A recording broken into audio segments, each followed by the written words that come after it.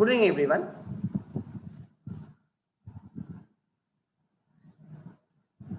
I, CA Prasad Javre, welcome all parents and the students for this special seminar on CA course introduction.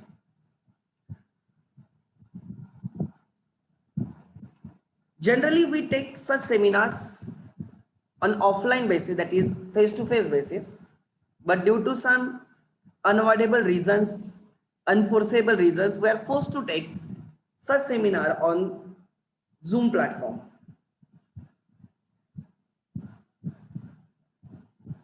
Before I start my session, before I share my presentation, I would like to request everyone, whatever questions you have, you can park them in the chat box. You can type the questions in the chat box. I will address those questions at the end of the session. There will be question and answer session at the end. Even during the presentation, you will be getting answers to maximum of your questions. So have a patience. All those questions which will be part or will be asked, right? I will address all those questions. Okay.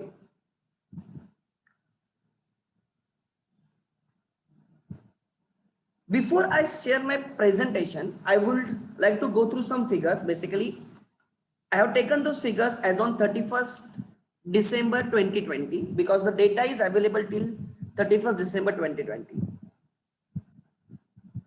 India's GDP was $2.7 trillion 3 years before. $2.7 trillion 3 years before. And it is expected to double in the coming 4 to 5 years.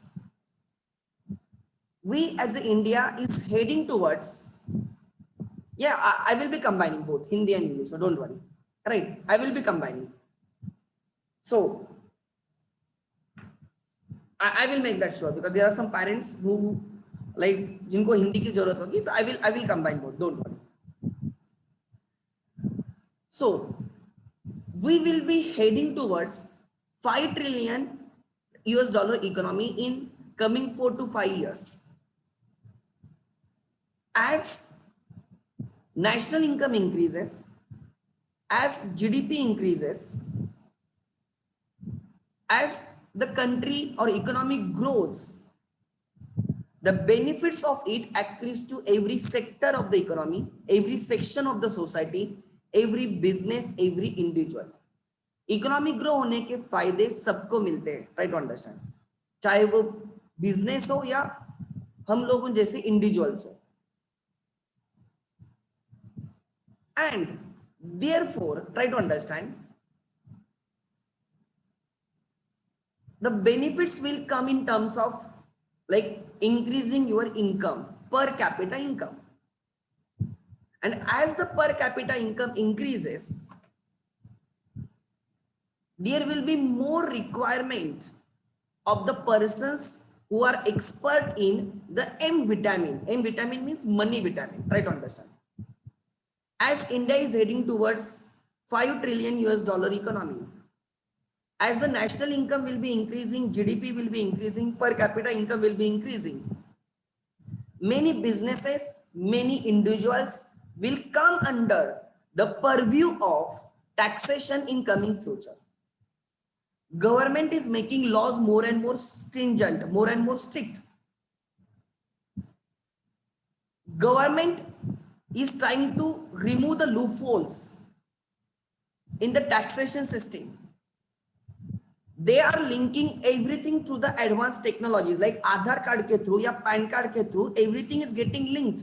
आपके mobile से, आपका bank account, right, आपकी LIC policies, आपके mutual fund की policies, आपके shares, everything is linked to your Aadhaar card and PAN card, and government is keeping watch on all those things.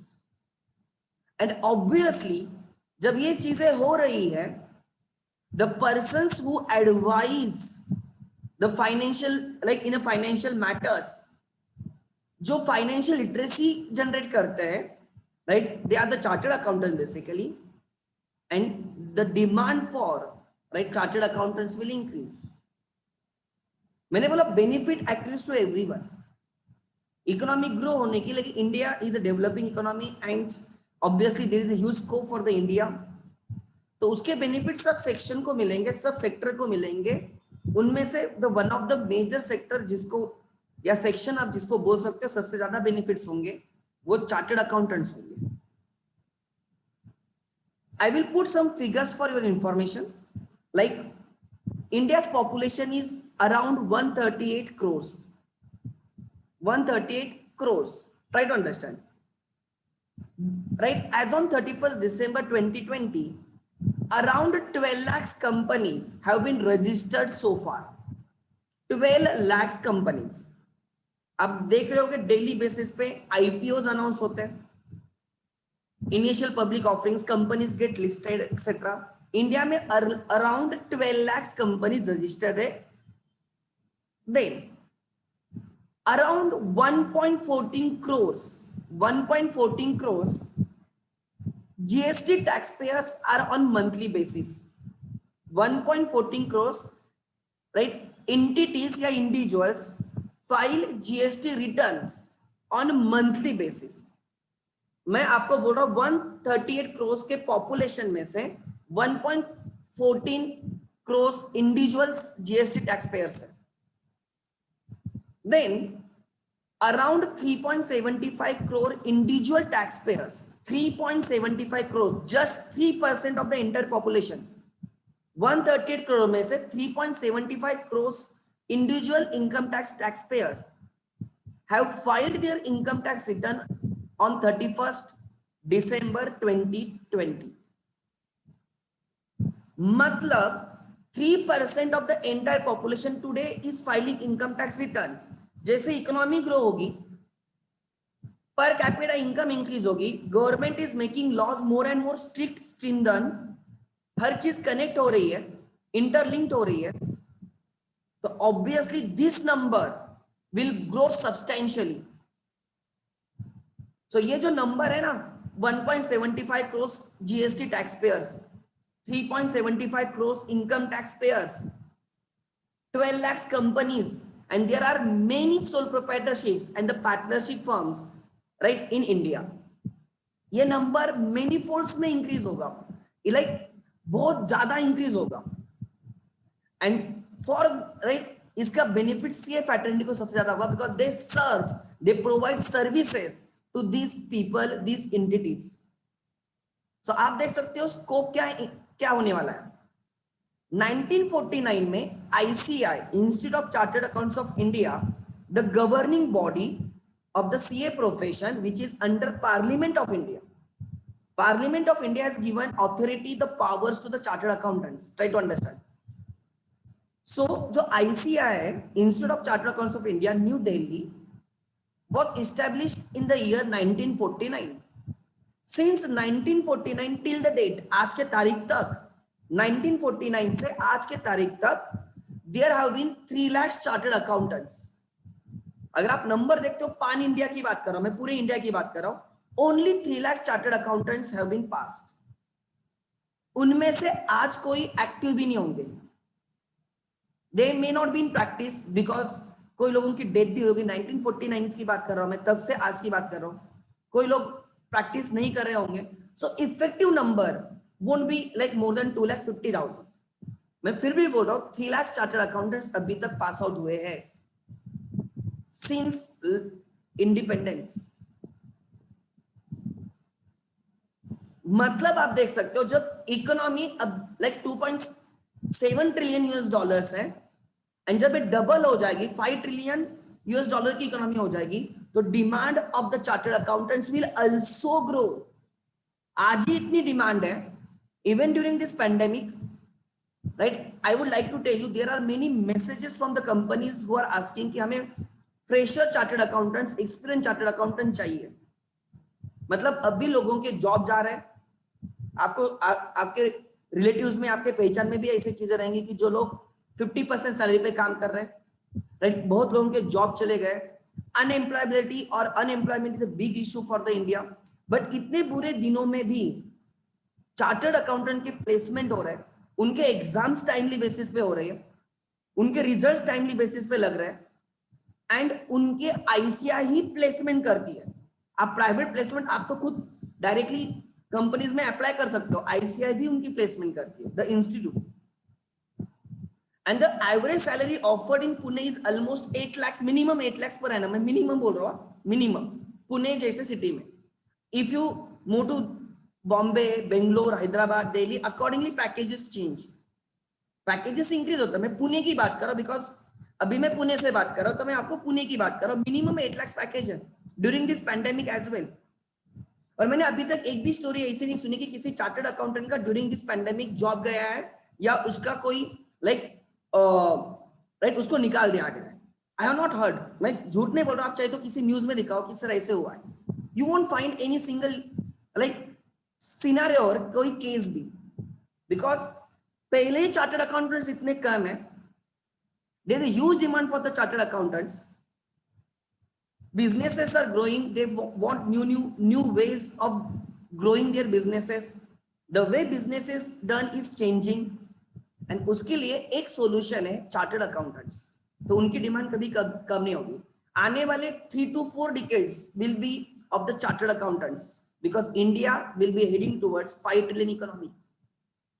जहां पे पैसा आता है वहां पे चार्टर्ड अकाउंटेंट्स की जरूरत आती है। जहां पे एम विटामिन है, मनी विटामिन से डील करते chartered accountants.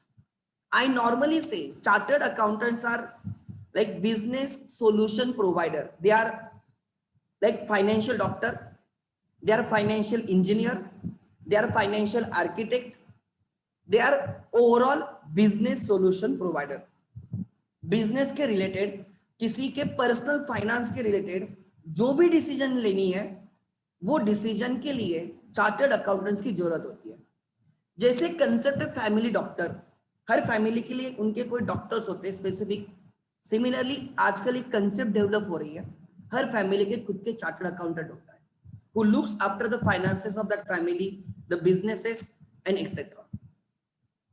So the scope of the chartered accountants is huge.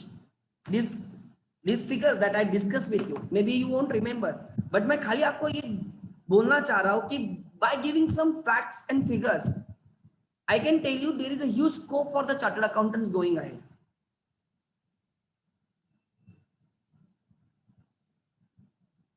अगर आप like I will be sharing my PPT and I will be also discussing the number of the chartered accountants across the globe.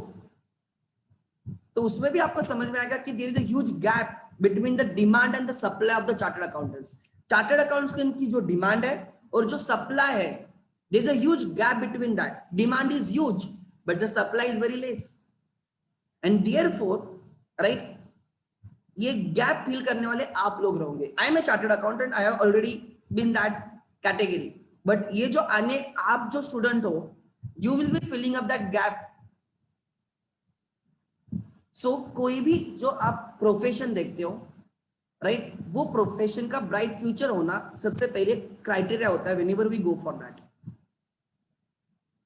And CA is one of that courses. And on this note, right, on these figures and the facts, I can start with my presentation. I will share my screen with you. Let me share my screen.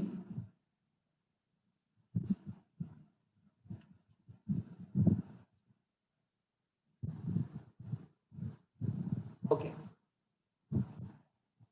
I will be using Hindi as well as English because there are some parents जिनकी request है, तो obviously I will honor their request.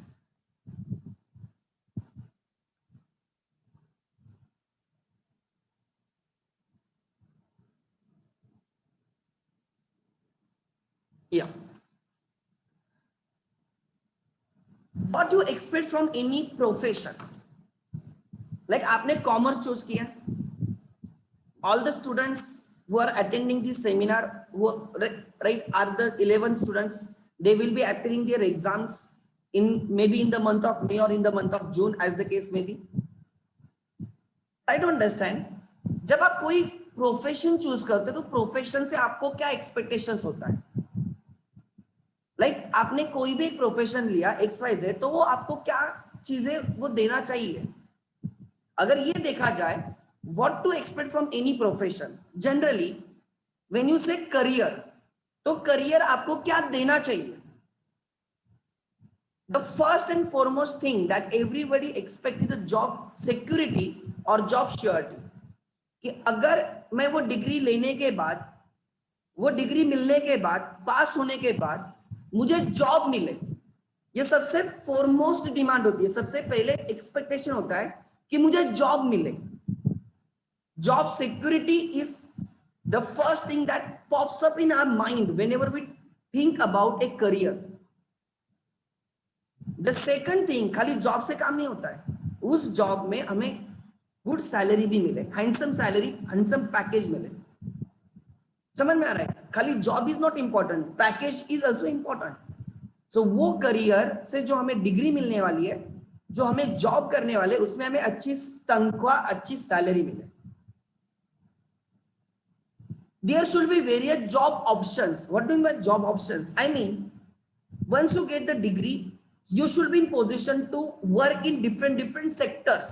Like मैं banking में भी काम कर सकता हूँ, मैं आईटी में भी काम कर सकता हूँ, मैं मैन्युफैक्चरिंग में काम कर सकता हूँ, सिविल में काम कर सकता हूँ, राइट? मैं सर्विस इंडस्ट्री में काम कर सकता हूँ, मैं एजुकेशन फील्ड में काम कर सकता हूँ. लाइक एग्जाम्पल, अगर कोई एग्जाम्पल आईटी इंजीनियर है, वो आईटी इंजीनियर है तो आईटी कंपनी में काम करेगा. Try to understand. कोई सिविल इंजीनियर तो खाली like civil, like real estate sector में वो काम करेगा, राइट? आपके पास अलग अलग ऑप्शंस होने चाहिए. अगर आप right you are interested in IT field, आप आईटी फील्ड में काम करो. सर्विस सेक्टर में काम करना तो सर्विस सेक्टर में करो. आपको बैंकिंग में इंटरेस्ट है तो बैंकिंग में काम करो. अगर आपको मैन्युफैक्चरिंग में काम करना है तो मैन्युफैक्चरिंग में काम करो. Try to understand. आपको एजुकेशन सेक्टर में काम करना तो एजुकेशन सेक्टर में आपके लिए जॉब अपॉर्चुनिटी ओपन हो. तो ऐसा कौन सा करियर की जो आपको अलग अलग ऑप्शंस अवेलेबल करवा के दें. बिकॉज खाली एक ऑप्शन नहीं होना चाहिए, there should be multiple options right after you pass out. तो ऐसा करियर चूज करना चाहिए जिसमें अलग अलग ऑप्शंस हो. Then if you are not interested in job, नहीं सर हमें जॉब नहीं करना sir, we don't want to get employed, in that case that career should develop the skill sets which will help you to be a self employable. आप खुद आपका practice, आपके खुद का बिजनेस स्टार्ट कर सकते हो. तो वो करियर आप में वो स्किल सेट जनरेट करे, वो डेवलप करे, through which you can right become a self employable. मतलब आप खुद के मालिक हो, खुद के right you will be owner, you will be employing people. आप किसी के अंडर नहीं, आप you will be the boss. Try to understand. तो वो करियर आपको ये भी चांस दे कि अगर आपको जॉब नहीं करना है तो आप उस पोजीशन पे हो जहां पे आप सेल्फ एम्प्लॉयबल रहोगे. And the last but not the least is a global recognition. If you get that career, if you are done with that career, आपको खाली इंडिया में अपॉर्चुनिटी ना मिले, आपको अपॉर्चुनिटी अक्रॉस द ग्लोब रहे. If you want to work in Saudis, you can go and work in Saudis. Canada में काम करना है, कनाडा में ऑप्शन है. ऑस्ट्रेलिया में, न्यूजीलैंड में, यूके में, यूएसए में, अलग अलग कंट्रीज में आपको वो ऑप्शंस अवेलेबल रहे, आपके लिए ओपनिंग्स रहे. ग्लोबल रिकॉग्निशन भी मिलनी चाहिए. Try to understand. जो ये these are the minimum expectations. अगर आप मुझे पूछोगे कि आपको क्या, कोई करियर से क्या एक्सपेक्ट करोगे, तो obviously I will say minimum ये तो मैं चाहूंगा कि मुझे जॉब, अगर मैं जॉब में जाना चाहता हूं तो जॉब गारंटीड जॉब रहे, राइट? अच्छी सैलरी मिले, right? There should be various options with me कि मैं, मुझे जिसमें काम करना है मैं उसमें काम कर सकूं. अगर मुझे जॉब में नहीं जाना है तो I should be in position कि मैं खुद की प्रैक्टिस करूं या खुद का बिजनेस डालूं, राइट? एंड अगर मुझे आउटसाइड जाना है, आउट ऑफ द इंडिया जाना है, तो वो भी मेरे लिए ऑप्शन खुला रहे. ग्लोबल रिकॉग्निशन होना चाहिए मेरे प्रोफेशन को, मेरे करियर को. मतलब ऐसे नहीं कि वहां पे जाके आपको कोई अलग एग्जाम देनी पड़ रही है, फिर से उनका कोई डिग्री है वो परस्यू करनी पड़ेगी. ऐसे नहीं होना चाहिए. अगर आप कोई ऐसा करियर देखते हो और कोई अगर आपका प्रोफेशन या करियर ये सब चीजों को टिक मार कर रहा है, तो मैं बोलूंगा वो आपके लिए बेस्ट करियर होगा, बेस्ट प्रोफेशन होगा. There are many career opportunities, many professions, but अगर आप इन सब चीजों को, इन सब पैरामीटर्स को अगर आप मद्देनजर रख के अगर आप कोई डिसीजन लेते हो और ऐसा कोई करियर है, तो मेरे हिसाब say that is chartered accountancy career. CA can give you or will offer all these options. It will fulfill all these expectations of an individual. आपको जॉब की भी सिक्योरिटी मिलती है, आपको सैलरी भी अच्छी मिलती है. You have multiple options. CAs work in banks. I used to work in HDFC. जो मेरे 11 के बच्चे they know I used to work as a credit manager in the HDFC. I was heading 3 districts at the age of 22nd and 23rd. आपको IT में काम करना तो IT में काम कर सकते हो. मेरा फर्स्ट जॉब एक्सेंचर में था. I used to work as a I used to work on a LBG project, Lloyds Banking Group project, as a manager, and I was heading 200 MBAs. It was my first job. I was a fresher. I was working as a management accountant. I used to report to the management. जैसे इंडिया में State Bank of India है, वैसे UK में Lloyds Banking Group है, LBG, Lloyds Banking Group. उतने scale का business है. Try to understand. जैसे SBI इंडिया में, वैसे वहां पे LBG है, लॉयड्स बैंकिंग ग्रुप. एंड उन वहां पे एक्सेंचर के रिसोर्सेस आर एम्प्लॉयड. एक्सेंचर के इंजीनियर्स लोग वहां पे काम करते हैं एंड उनकी फाइनेंशियल रिपोर्टिंग राइट हम लोग एक्सेंचर में करते थे. And we used to report to the management. And I was heading 200 MBAs at my first job. ये मेरा फर्स्ट जॉब था. So I was working in the like I used to work in the IT industry because जहां पे पैसा है वहां पे CA की जरूरत है. Try to understand. Thereafter I shifted to banking. मैंने HDFC में काम किया. पुणे में शिवाजी नगर में HDFC हाउस है. जो लोग पुणे से they must be knowing, right? I was manager over there. And later on I came into teaching. मैं एजुकेशन फील्ड में आ गया. देखो कितना वैरायटी ऑफ एक्सपीरियंस है. This is possible because of this career. Because मेरे लिए सब ऑप्शंस ओपन है. IT से बैंकिंग किधर और बैंकिंग से टीचिंग किधर. But it is possible because this provides you everything. आपको हर चीज के related. Because you get knowledge about the taxation, you get knowledge about the finance, you get knowledge about how to handle the money and businesses, and that helps you to do business in like you can work anywhere. मैं खुद के मेरे example से आपको बोल रहा हूँ. So CA is one course, is one career which will tick all these expectations of an individual. As a parents, कोई like there are parents who have joined. आप क्या चाहते हो आपके बच्चा या बच्चे से क्या कि उसका करियर में उसको हर चीज मिले. This is the perfect course which will offer them whatever you expect from the career. I was talking about the numbers, right? Try to understand. I have gone through multiple websites, right? जो मुझे data domain से available हुआ है, I am sharing the data. This data will help you to understand the gap between the demand and supply of the chartered accountants. This will help you to understand the gap to be filled by you guys. Try to understand. This is the number of chartered accountants per 10,000 of the population. In New Zealand, there are 68 CPAs. वहां पे CAs को CPAs बोलते हैं. New Zealand में other countries में chartered accountants को CPAs बोलते हैं. There are 68 CPAs in New Zealand per 10,000 population. 10,000 लोगों के पीछे 68 CPAs है. Means they will be serving 10,000 number of people. In UK, the number is just 21. 21 CPAs behind 10,000 of the population. In Australia, it is 18 CPAs per 10,000 population. देखो number कितना कम हो रहा है. In USA, there are 15 CPAs. And इसलिए इन countries में भी try to understand there is more demand for the chartered accountants from India. अगर आप ये देखते हो इंडिया की पॉपुलेशन जैसे मैंने बोला 138 करोड़ है and there are 3 lakh chartered accountants, and if you find out per 10,000 India में only 2 chartered accountants behind 10,000 of the population. अब बाकी कंट्रीज देखो USA, UK, Australia, they are developed countries. वहां पे देखो 21 CPAs behind 10,000, 18 CPAs behind 10,000, 15 CPAs behind 10,000 population. India में 1949 से till the date 2021 की बात कर रहा हूं मैं.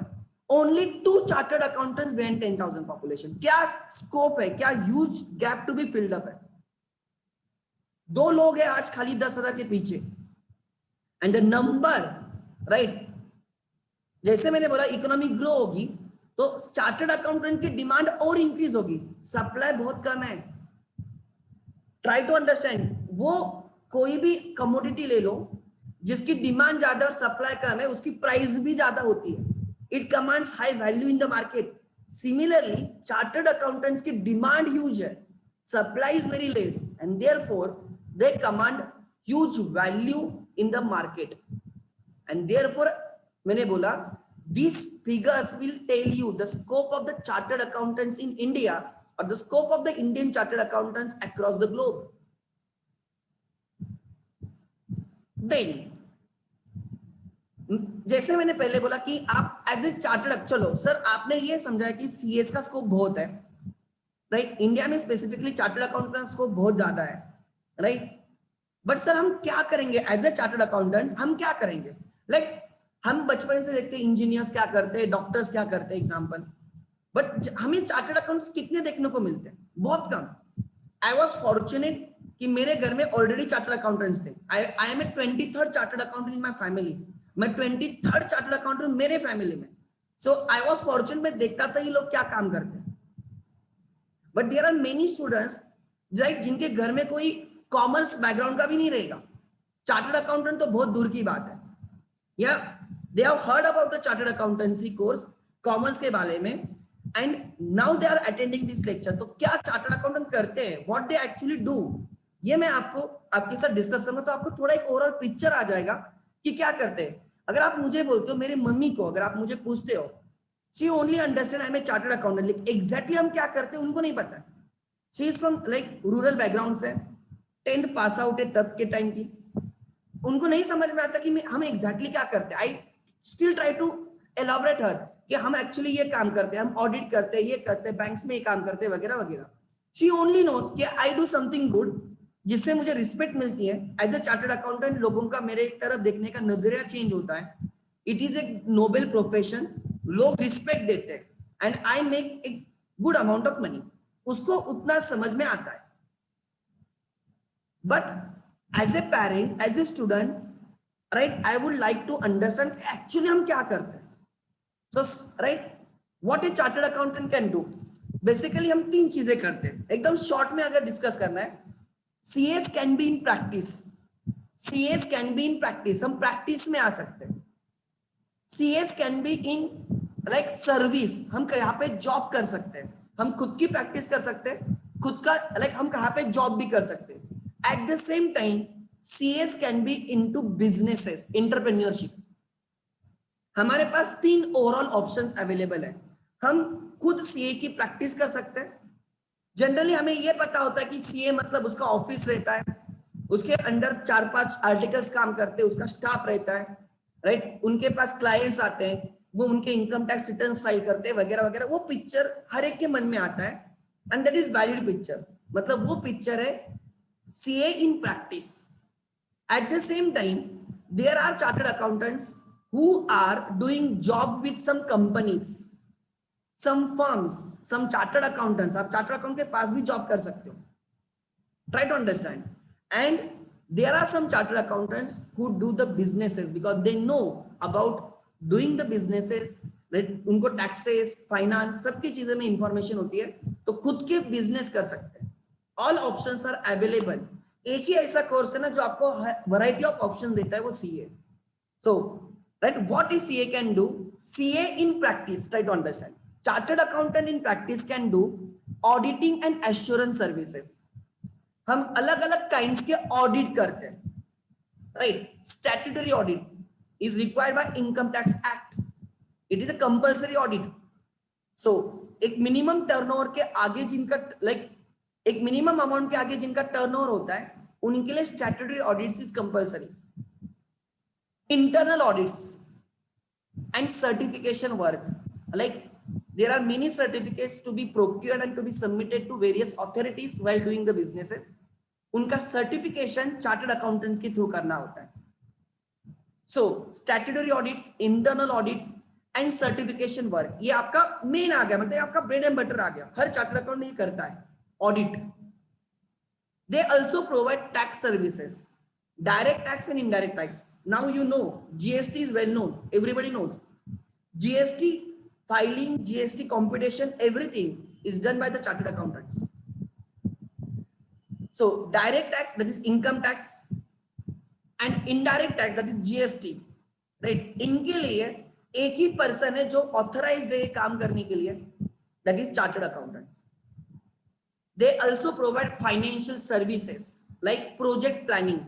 अगर आपको बिजनेस करना है, you have to go for the loan, आपको बैंक से लोन लेना है, तो उसके लिए जो प्रोजेक्ट रिपोर्टिंग होती है, प्रोजेक्ट प्लानिंग होती है, right, that is to be done by the chartered accountant. Bank वाले पहले बोलते हैं हमें प्रोजेक्ट रिपोर्टिंग देना, and that has to be authenticated by, signed by the chartered accountants. So there are many chartered accountants who like does the practice in the project financing और project reporting, and उनका remuneration right उसके percentage में होता है, जो project financing का value रहती है उसके some percentage. Working capital management, day to day capital जो लगता है बिजनेसेस के लिए, like overdraft, cash credit account, example मैं दे रहा हूं, ब्रिज फाइनेंसिंग, ये जो रहता है दैट इज लाइक वो जो वर्क होता है that is done by the chartered accountants. They also provide investment banking services to the clients and some other services like accounting services, आपकी day to day accounting. There are many chartered accountants जो accounting services provide करते हैं, because businessman wants to do the business, he don't want to look into the compliance and other things. वो उसको business grow करने से मतलब है, but ये जो compliance वगैरह increase हुए right because of the new laws, वो उसमें time waste नहीं करना चाहता, तो ये पूरा का पूरा outsource करता है chartered accountants को.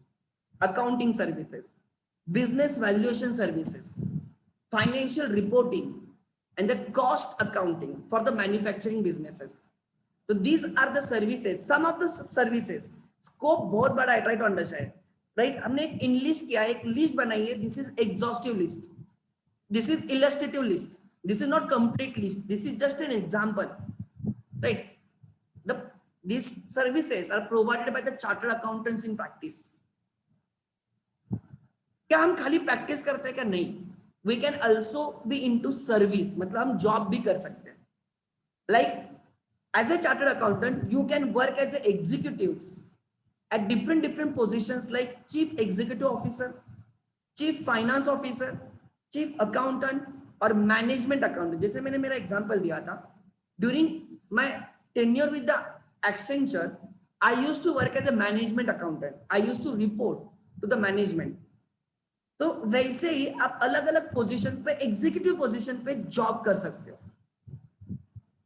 And at the same time you can also act as a bureaucrats. What do mean by bureaucrats? They are the people who work in a government. Like Piyush Goyal ji आपको पता होंगे, he is a chartered accountant, he is in a central government.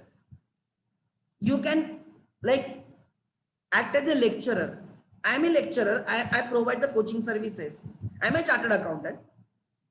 So you can also enter into lecturers. For your information, अभी इतनी बात आई है तो recently right, आपने एक न्यूज सुनी होगी या पढ़ी होगी,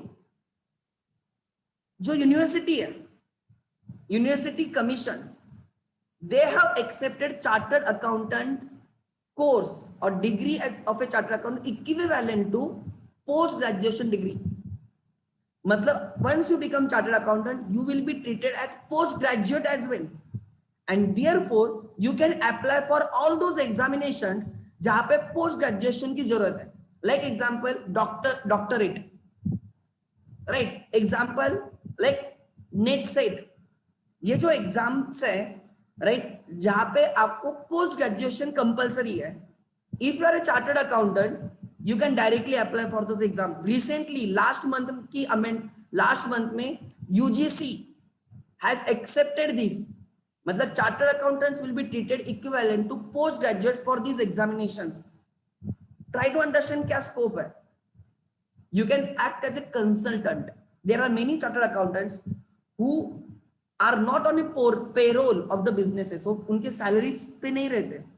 They act as a consultant. वो अलग अलग businesses को consult करते हैं in financial matters, taxation matters, etc.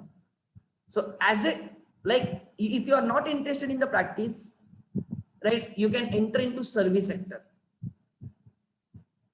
क्या सर हम प्रैक्टिस एंड सर्विस के सिवा हमारे पास कोई ऑप्शन नहीं? क्या डेफिनेटली है.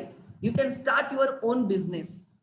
You can act as a entrepreneur. आप खुद का बिजनेस कर सकते हो. You can start your own business enterprise.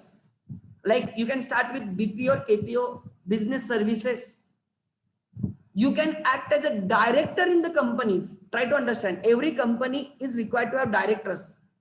So chartered accountants, आप leading global entities देखो, you will find various chartered accountants leading the position of the directorships. Kumar Aditya Mingalam, right?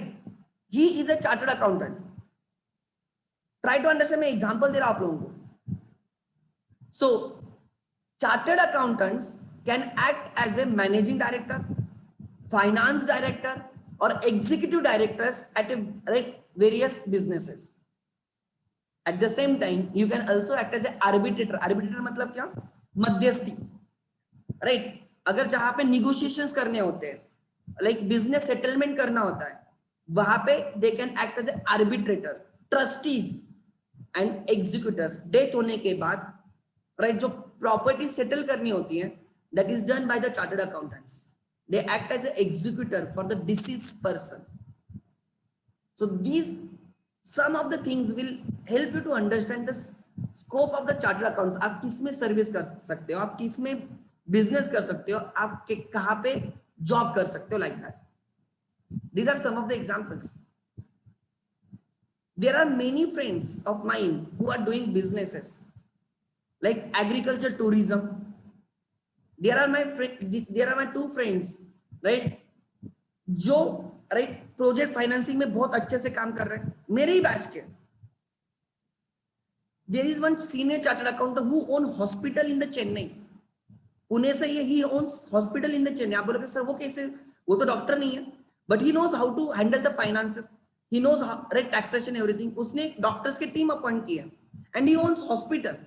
If you can deal with the money, you can do anything. And that is what chartered accountancy teaches you. Try to understand. And all these things can be done by the chartered accountant. आप practice में जाना है तो आप practice कर सकते हो. जैसे डॉक्टर्स होते हैं, राइट, उनका खुद का क्लिनिक होता है, वो खुद की प्रैक्टिस करते हैं, वैसे आप कर सकते हो. डॉक्टर जॉब में भी होते हैं, किसी हॉस्पिटल में, प्राइवेट हॉस्पिटल में, गवर्नमेंट हॉस्पिटल में जॉब करते हैं. वैसे ही CA can work in a government organisations और प्राइवेट ऑर्गेनाइजेशंस. हम बोलते हैं गवर्नमेंट जॉब होना चाहिए, हार्ड, राइट. सीएस तो प्राइवेट जॉब में ही ज्यादा होते हैं, बिकॉज वहां पे पैकेजेस भी ज्यादा होते हैं. गवर्नमेंट सेक्टर तो पूरा ओपन है चार्टर्ड अकाउंटेंट्स के लिए. ये जो आप एसबीआई पीओ वगैरह एग्जाम होती है ना, these exams are not applicable for the chartered accountants. आपको डायरेक्टली इंटरव्यू के लिए बुलाते हैं. मतलब try to understand the difference between others and the chartered accountants. And अगर आपको खुद का बिजनेस करना है, बहुत लोग होते हैं जिनका फैमिली बिजनेस होता है and they want to continue with that family business, they want to expand it, but for that purpose they must have the knowledge about the taxation, finance and etc, right? वो आपको CA course देगा. So all options, all doors are open for the chartered accountant. So CA course है क्या? Try to understand. You pass through 3 levels. CA foundation is the first examination जो आपके 12th के बाद आएगी. Once you pass that CA foundation exam, CA inter exam रहेगी, intermediate जिसको बोलते हैं, second level exam, and उसके बाद you have to appear the third exam, final exam. मतलब every chartered accountant has to clear the 3 milestones, 3 exams. हर एक को 3 exams पास करने over next 4 years. 12 के बाद आने वाले 4 साल में if you clear everything in the first attempt, अगर हर चीज आप first attempt में clear करते हो, in the next 4 years you will be passing out as a chartered accountant. पहली एग्जाम फाउंडेशन, दूसरी एग्जाम इंटरमीडिएट एंड तीसरी exam final. I have also cleared the 3 exams. Everyone has to clear these 3 exams. There is no like shortcut to these 3 exams over next 4 years. This is a timeline. ये सबके लिए important है. Specifically parents ये समझ लेना, student को तो समझना ही है. आपकी 12th की एग्जाम मार्च 2022 में होगी. 12th की एग्जाम टाइम में होगी, देयर इज नो डाउट. 11 की एग्जाम आगे जाएगी बट 12 की एग्जाम टाइम में होगी। मार्च 2022 में आपकी 12 की एग्जाम होगी। जैसे 12 की एग्जाम खत्म होगी मार्च में आने वाले, ट्राई टू अंडरस्टैंड, 2022 की बात हो रही है, नेक्स्ट ईयर के मार्च में आपकी 12 की एग्जाम होगी। उसके बाद जो मई या जून इंस्टीट्यूट हैज नॉट क्लैरिफाइड कि मई के एंड में या जून के एंड में आपकी फाउंडेशन की एग्जाम होगी। मैं मई के हिसाब से चल रहा हूं। सो मई 2022 में आपकी सीए फाउंडेशन की एग्जाम होगी। सर क्या एग्जाम पोस्टपोन होगी? सर लॉकडाउन की वजह से वगैरह। It was ICI who conducted offline exams during this pandemic. एक ही ऐसे इंस्टीट्यूट थी जिन्होंने ऑफलाइन एग्जाम्स कंडक्ट की एंड बहुत सक्सेसफुली कंडक्ट की, वो आईसीआई ही थी। दूसरे किसी ने भी एग्जाम्स कंडक्ट नहीं किए। You know what happened with the MPSC, right? कितना शोर हुआ लास्ट 2 वीक्स पहले। ऐसे सीए के इसमें होता नहीं। ट्राई टू अंडरस्टैंड, सीए की exam during the December month they conducted across the India and successfully complete की। उसके रिजल्ट रिसेंटली अनाउंस हुए for your information. I will also share the passing results of the December exam. So मई 22 में आपकी exam होगी, मतलब करीबन आज से 1 साल के बाद you will be appearing 12th and 1 साल 2 मंथ के बाद you will be appearing your CA foundation exam. ये फर्स्ट एग्जाम होगी। Once you clear this exam, exactly 1 साल के बाद मतलब मई 2023 में आपकी सेकंड एग्जाम होगी सीए इंटर। वो क्लियर होने के बाद you have to undergo 3 years article training. 3 साल की आर्टिकलशिप करनी होती है। सर ये आर्टिकलशिप क्या होता है? Practical training. जैसे डॉक्टर होने के बाद आपको 1.5 year की प्रैक्टिकल ट्रेनिंग लेनी होती है, सीए में आपको सीए कोर्स करते करते ही वो प्रैक्टिकल ट्रेनिंग लेनी होती है।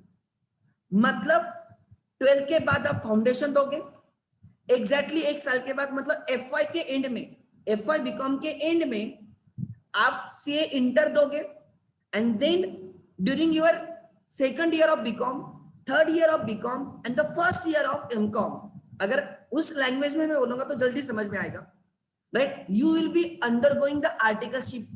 आपको 3 साल की आर्टिकलशिप करनी होती है। सर कहाँ पे करनी होती है? जो चार्टर्ड अकाउंटेंट्स इन प्रैक्टिस है, जो सीएज इन प्रैक्टिस है, उनके अंडर आपको आर्टिकलशिप करनी होती है। सर उसके लिए क्या करना होता है? You have to apply there. We at Ekatvam camp definitely help students. हम हमारे हर स्टूडेंट को अच्छा ऑफिसेस में प्लेसमेंट करवा के भी देते हैं विदाउट चार्जिंग एनीथिंग, बिकॉज दो स्टूडेंट्स आर विथ अस। तो इट इज आवर रिस्पॉन्सिबिलिटी कि हम उनको अच्छे ऑफिसेस में उनको आर्टिकलशिप करवाएं so that they will get a good exposure. तो ये हम करते हैं एकथॉन कैंप में। I personally talk with the chartered accountants and I help the students in getting placed in desired firms. ये मैं करता हूं खुद होके। सो ट्राई टू अंडरस्टैंड, आपको 3 साल की आर्टिकलशिप करनी होती है। मतलब it is kind of job. जैसे आप जॉब में जाते हो, सुबह आप ऑफिस में जाओगे 9-10 बजे, शाम को 7-8 बजे तक आप पूरा काम करके आपके घर पे आओगे। For that purpose you get stipend. आपको स्टाइपेंड भी मिलता है, राइट? आपको फ्री में काम नहीं करना है। मतलब ये ऐसा कोर्स है which also help you to earn minimum amount for your survival.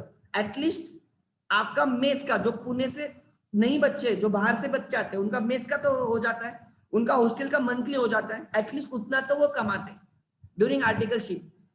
अगर आप बोलते हो सर मिनिमम स्टाइपेंड, वो आगे वाले स्लाइड में आएगा। पुणे में राइट मिनिमम स्टाइपेंड 5000 है। यहाँ पे हर chartered accountant minimum 5000 per month student को देता है। And there are some of students with of mine जो 30,000 पर मंथ स्टाइपेंड कमाते हैं। 30,000। अरे लोगों की सैलरी नहीं होती 30,000 पर मंथ, बच्चा एज ए आर्टिकल कमाता है।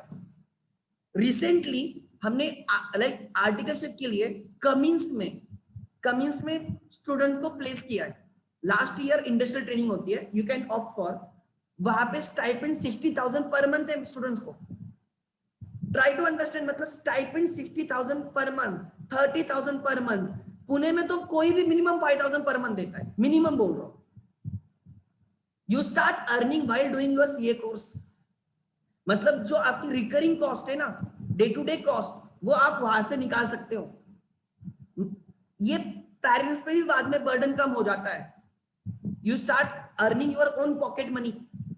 सो ये होता है आर्टिकलशिप के टाइम में, मतलब मई 2023 में once you clear your CA inter, उसके बाद उसका रिजल्ट करीबन अगस्त जुलाई एंड तक लगता है। सो अगस्त से you will start your articleship, अगस्त 2023 से राइट जुलाई 2026 तक, 3 years, 23 to 24, 24 to 25, 25 to 26, you have to undergo 3 years article training। तो आपकी आर्टिकलशिप खत्म होगी जुलाई 2026 के एंड में। जब आपकी आर्टिकलशिप होती है, आर्टिकलशिप का ध्यान देना, मैं आपको फिर से बोल रहा हूँ, 12th के बाद मई में आपकी फाउंडेशन, एग्जैक्टली एक साल के बाद मई 23 में आपकी राइट मई 23 में आपकी इंटर होगी, एंड उसके 3 साल के बाद, इंटर होने के बाद 3 साल की आपकी आर्टिकलशिप करनी है। उस टाइम आप ऑफिस में भी जाओगे, you will also earning stipend. जो भी आपने अभी तक सीखा है वो आप प्रैक्टिकली काम करोगे। Try to understand, that is the crux of the chartered accountancy course, articleship. And you will be also preparing for your CA final exam. तो आपकी फाइनल एग्जाम कब आती है? जो आपकी 3 years की आर्टिकलशिप है ना, उसके लास्ट 6 months में, मतलब लास्ट 6 months कौन से आएंगे? जुलाई 26 से पहले 6 months, चलो जनवरी पकड़ के चलो, जनवरी 26 से जुलाई 26 के जो लास्ट का 6 months है, उसके बीच में जो आपकी एग्जाम आती है, जो भी अटेंड रहेगा, you are eligible to appear for that exam, वो आता है मई का। CA exams are held twice a year, try to understand. CA each level is held twice a year। Foundation 2 बार होगा, राइट, मई एंड नवंबर में, या जून एंड दिसंबर में, एज द केस में भी। इंटर मई एंड नवंबर में, फाइनल मई एंड नवंबर में। एवरी मई एंड नवंबर में सीए के एग्जाम्स होते हैं, मतलब आपका कभी भी पूरा साल ड्रॉप आउट नहीं होता है। भले ही अनफॉर्चुनेटली आप कोई एग्जाम फेल होते हो तो आपका पूरा साल वेस्ट नहीं होता है। नेक्स्ट 6 months में you have to again appear for the exam, तो that is good thing. Another good thing, अगर आप फाउंडेशन पास हुए, इंटर पास हुए और फाइनल में सपोज अनफॉर्चुनेटली फेल हो गए, क्या आपको फिर से फाउंडेशन से स्टार्ट करना है? क्या नहीं, ये यूपीएससी जैसे नहीं कि फेल हो गए इंटरव्यू में तो फिर से स्टार्ट करो, नहीं नहीं, यहाँ पे आपको जो एग्जाम फेल हुई वही एग्जाम देनी है। मतलब ऐसे नहीं कि आपको फिर से स्टार्ट करना है। अगर आप फाइनल फेल होते तो आपको खाली फाइनल के पेपर्स निकालने, बाकी एग्जाम्स आपको फिर से देनी नहीं है, ये समझना इंपॉर्टेंट है। So this is good thing about this course, मतलब this is not like gambling कि आप इंटरव्यू में फेल हुए तो फिर से स्टार्ट करो, नो नो, फिर से स्टार्ट नहीं करना है। जो एग्जाम बाकी है वही एग्जाम आपको फिर से देनी है। सो 12th के बाद फाउंडेशन, 12th के बाद फाउंडेशन, एग्जैक्टली एक साल के बाद इंटर, 3 years की articleship, and during the last 6 of the articleship मई 26 में आपका सीए फाइनल का एग्जाम आएगा, एंड यू विल, उसका रिजल्ट जुलाई के एंड में लगेगा जब आपके आर्टिकलशिप खत्म होती है, एंड जुलाई 26 के एंड में you will be qualified as a chartered accountant subject to you clear all these exams in the first attempt. ये भी इंपॉर्टेंट है। अगर आप कोई पेपर फेल होते हो, कोई एग्जाम फेल होते हो, तो ये जो टाइमलाइन है ना, एग्जैक्टली 6 months से आगे चली जाएगी, बिकॉज आपका नेक्स्ट एग्जाम 6 months के बाद होगा। तो every attempt, foundation, intern, final, respectively 6 months से आगे जाएगा। I am a chartered accountant, मैंने I completed everything in the first attempt, it is possible, ऐसे कुछ नहीं है। I am among the very few chartered accountant जो 20th ईयर एज के सीए बना था मैं, राइट, 21st भी नहीं, मैं 20th एज में सीए बना था। ट्राई टू अंडरस्टैंड, ये पॉसिबल है if you clear everything in the first attempt, if you are under a proper guidance. Try to understand. So आज ही आप जिनको सीए करना है तो एक दिमाग में डाल देना डेट, जुलाई 2026 को you have to be a chartered accountant. ये आपका टारगेट होना चाहिए, लॉन्ग टर्म टारगेट, जुलाई 2026, जिसको हम 3 एग्जाम्स में डिवाइड करेंगे। Foundation May 2022, inter May 2023, and the final May 2026। ये आपके दिमाग में होना चाहिए, आपका लाइफलाइन रोड मैप है और हमें इस रोड मैप पे चलना है। सो 3 exams overall 4 years after 12th, overall 4 years after 12th. Okay, so what is the like basic क्या है? Try to understand. At the CA foundation level, you require basic knowledge. Advanced देखो, CA foundation पे basic knowledge, inter level पे moderate knowledge, and final level पे advance and practical knowledge होता है. तो foundation level पे बेसिक नॉलेज होता है. There are total 4 papers at a foundation level. Paper 1, paper 2, paper 3, paper 4. 4 papers है. उसमें से first 2 papers are descriptive one, मतलब जैसे आपने 10th के बोर्ड्स के पेपर लिखे वैसे ही वो 2 पेपर्स आपको लिखने होंगे, प्रॉपर सॉल्विंग वाले पेपर्स रहेंगे. And 2 papers, paper 3 and paper 4 are MCQ one, objective. For every question आपको 4 ऑप्शन दिए जाएंगे and you have to select the most. आपको सर्कल डार्कन करना होगा, जो आपका आंसर है उसको आपको डार्कन करना होगा. सो 2 पेपर्स आपके सब्जेक्टिव है, 2 पेपर्स ऑब्जेक्टिव है. Even at a inter level and the final level, some of the papers are objective, some of the papers are descriptive. मैं फाउंडेशन की बात कर रहा हूं, उसमें से 2 पेपर, 4 पेपर से फाउंडेशन लेवल पे 3 एग्जाम्स है. ध्यान देना, 3 एग्जाम्स है, foundation, inter and final. 3 exams. Foundation पे 4 पेपर्स, इंटर पे 8 पेपर्स एंड फाइनल पे 8 पेपर्स है. टोटल इतने पेपर्स है, बट आपको ओवर 4 इयर्स हो देने. ठीक है. देन एट ए फाउंडेशन उन 4 पेपर में से the first 2 papers are descriptive and the last 2 papers are objective. Sir exams कब होती है? Every May and November. It is expected that foundation exams June and दिसंबर में हो. ऐसे है क्योंकि अभी का एग्जाम दिसंबर में लिया है और ऐसे लग रहा है कि जून एंड दिसंबर में होंगे, बट अभी तक क्लैरिटी नहीं है मई या जून, नवंबर या दिसंबर. तो मैं बोल रहा हूं मई एंड नवंबर में एग्जाम्स होती है एवरी ईयर. आप रजिस्ट्रेशन कब कर सकते हो? सर फाउंडेशन के रिलेटेड रजिस्ट्रेशन कहां पे होता है? देखो मैंने जैसे बोला कि आईसीआई दिल्ली में एक बॉडी है, इंस्टीट्यूट है, विच conduct exams and which gives degrees. Right, वो डिग्री देती है, वो एग्जाम लेती है. जैसे यूपीएससी सबको समझ में आता है, दिल्ली में बॉडी है जिसके अंडर आप यूपीएससी करते हो. Similarly ICI, institute of chartered accounts of India, ये जो लोगो है ना यहाँ पे, वो आईसीआई का लोगो है, ये वाला लोगो. ठीक है. Right, that is at Delhi. उनके हर डिस्ट्रिक्ट में ब्रांच है. आप कोई भी डिस्ट्रिक्ट उठाओ, वहां पे डिस्ट्रिक्ट प्लेस पे ब्रांच है. एग्जाम्पल पुणे में बिबेवाड़ी में है और दूसरा है पिंपरी चिंचवड में भी एक ब्रांच है.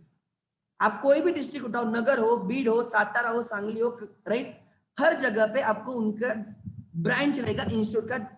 बट आपको ब्रांच में जाने की जरूरत नहीं होती because everything is online now. आपको फॉर्म फिलिंग वगैरह सब कुछ ऑनलाइन है. ठीक है. आप उस इंस्टीट्यूट के अंडर आपको रजिस्टर करना होता है. राइट, जैसे आप कॉलेज में एडमिशन लेते हो वैसे आपको उनके अंडर एडमिशन लेना होगा.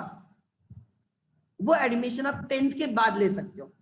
वंस यू क्लियर 10th, मतलब आज भी आप खुद को रजिस्टर करते हो सीए फाउंडेशन स्टूडेंट बोल के, आज भी कर सकते हो. So once you clear 10th, you can register for the CA foundation to be appeared after your 12th. Exam 12th के बाद होगी, registration 10th के बाद होगा. So registration after passing 10th, you can start preparation along with 12th. You are eligible to appear exam. Exam कब होगी? Exam 12th exam होने के बाद. 12th की exam मार्च में होने वाली है, मई या जून में आपकी फाउंडेशन की एग्जाम होगी. सर कोई लास्ट डेट है क्या रजिस्ट्रेशन करने के लिए? यस, आपके लिए जो अभी 11th में बच्चे हैं उनके लिए, जो उनका फर्स्ट एग्जाम कब होने वाला है फाउंडेशन का, मई 2022 में होने वाला 12th के बाद. उसके लिए लास्ट डेट है 31 दिसंबर 2021. इस साल का जो लास्ट डेट है उसके पहले आप सीए फाउंडेशन के रजिस्टर कर सकते हो. आपकी एग्जाम मई में होगी. अगर आप दिसंबर के बाद करते हो, लाइक आपने 1 जनवरी 2022 में किया, तो आपकी एग्जाम 6 मंथ से आगे जाएगी. आपकी एग्जाम नवंबर में जाएगी. तो लास्ट डेट लिख लेना है कहां पे, तो this is important. Last date for you guys is 31 December 2021. इस ईयर के लास्ट डेट है. तब तक रुको मत. जिन्होंने डिसाइड करके रखा हमें सीए करना है, you can register right as early as possible. The fees is 9,000 that you have to pay to the Delhi. Online fees pay करनी होती है. You will get module and everything. We will help you in that. Don't worry. But आप 31 दिसंबर तक कभी भी registration कर सकते हो for the first exam to be held in May 2022. ठीक है sir. Which are those papers? कौन से पेपर्स है? 4 पेपर मैंने बोले. First paper is accounts, second paper is law and communication, business correspondence and reporting, हम कम्युनिकेशन बोलते हैं। उसमें 2 सब्जेक्ट से टोटल 60 and 40 मार्क्स का 100 मार्क का पेपर रहता है। Third paper is, try to understand, right,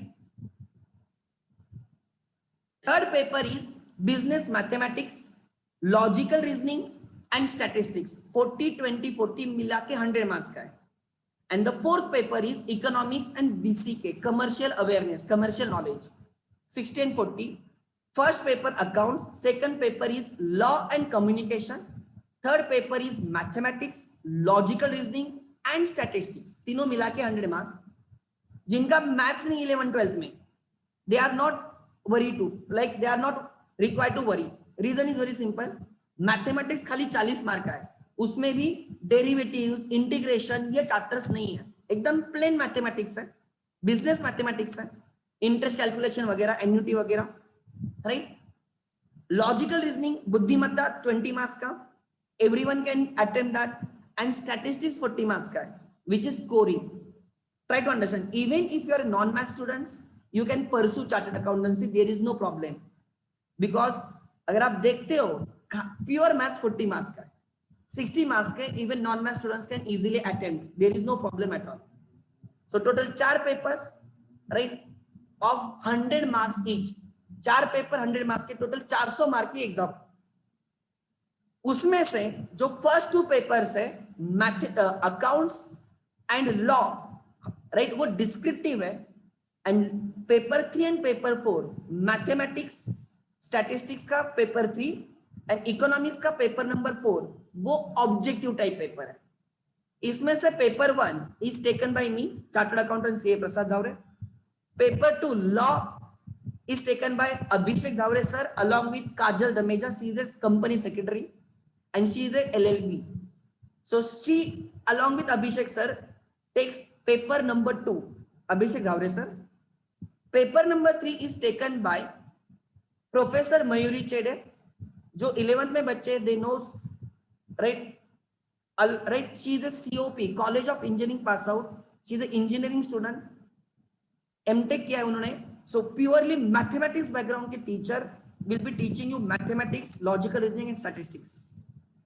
And the last paper is also taken by me, business, economics and BCK, वो ऑब्जेक्टिव टाइप है। So the 4 papers, first paper and the last paper, I am responsible for that. Paper number 2 Abhishek Jhaware sir along with Kajal ma'am, and the paper number 3 professor, right, Mayuri Chede ma'am. जो last के 2 paper से, try to understand, paper 3 and paper 4 objective type के, but उनके case में negative marking है। What do you mean by negative marking? Try to understand, मतलब if you attempt the question, आपको 100 questions मिलेंगे, each question carries 1 mark. 100 marks का paper है, 100 questions, और हर क्वेश्चन का 1 मार्क रहेगा। If you attempt and it is correct, you will get 1 mark. If you keep it is a blank, आप उसको छोड़ देते हो, you will get 0 marks. But if you attempt and it is wrong, तो आपको 0.25 marks deduct होंगे। बच्चों को लगता है कि 1.25 डिडक्ट होंगे, 1.25 नहीं डिडक्ट होते, 0.25। मतलब अगर आप 4 क्वेश्चंस रॉन्ग अटेम्प्ट करते हो ना, 4 क्वेश्चंस MCQ पेपर्स में, ऑब्जेक्टिव पेपर्स में 4 क्वेश्चंस गलत अटेम्प्ट किए, 1 मार्क कम होगा आपका। समझ में आ रहा है? एग्जाम्पल, मैंने 10 क्वेश्चंस अटेम्प्ट किए, 10 के 10 करेक्ट है, तो मुझे 10 मार्क मिलेंगे। 10 में से 6 are correct and 4 are wrong, तो 6 के मुझे 6 मार्क्स मिलेंगे, 6 करेक्ट क्वेश्चन के 6 मार्क्स मिलेंगे, एंड 4 रॉन्ग अटेम्प्ट किए, उसका 1 मार्क कम होगा, तो मेरा 6 - 1 मुझे 5 मार्क मिलेंगे। ये होता है निगेटिव मार्किंग। इसलिए जब भी हम सॉल्व करते हैं, अगर हम गारंटीड है तो ही हमने आंसर टिक करना चाहिए, तुक्का मार नहीं करना चाहिए। जय माता दी लिखते जा रहे हो, वैसे नहीं होना चाहिए। If you are sure, then only attempt, because every wrong question will bring down your positive marks.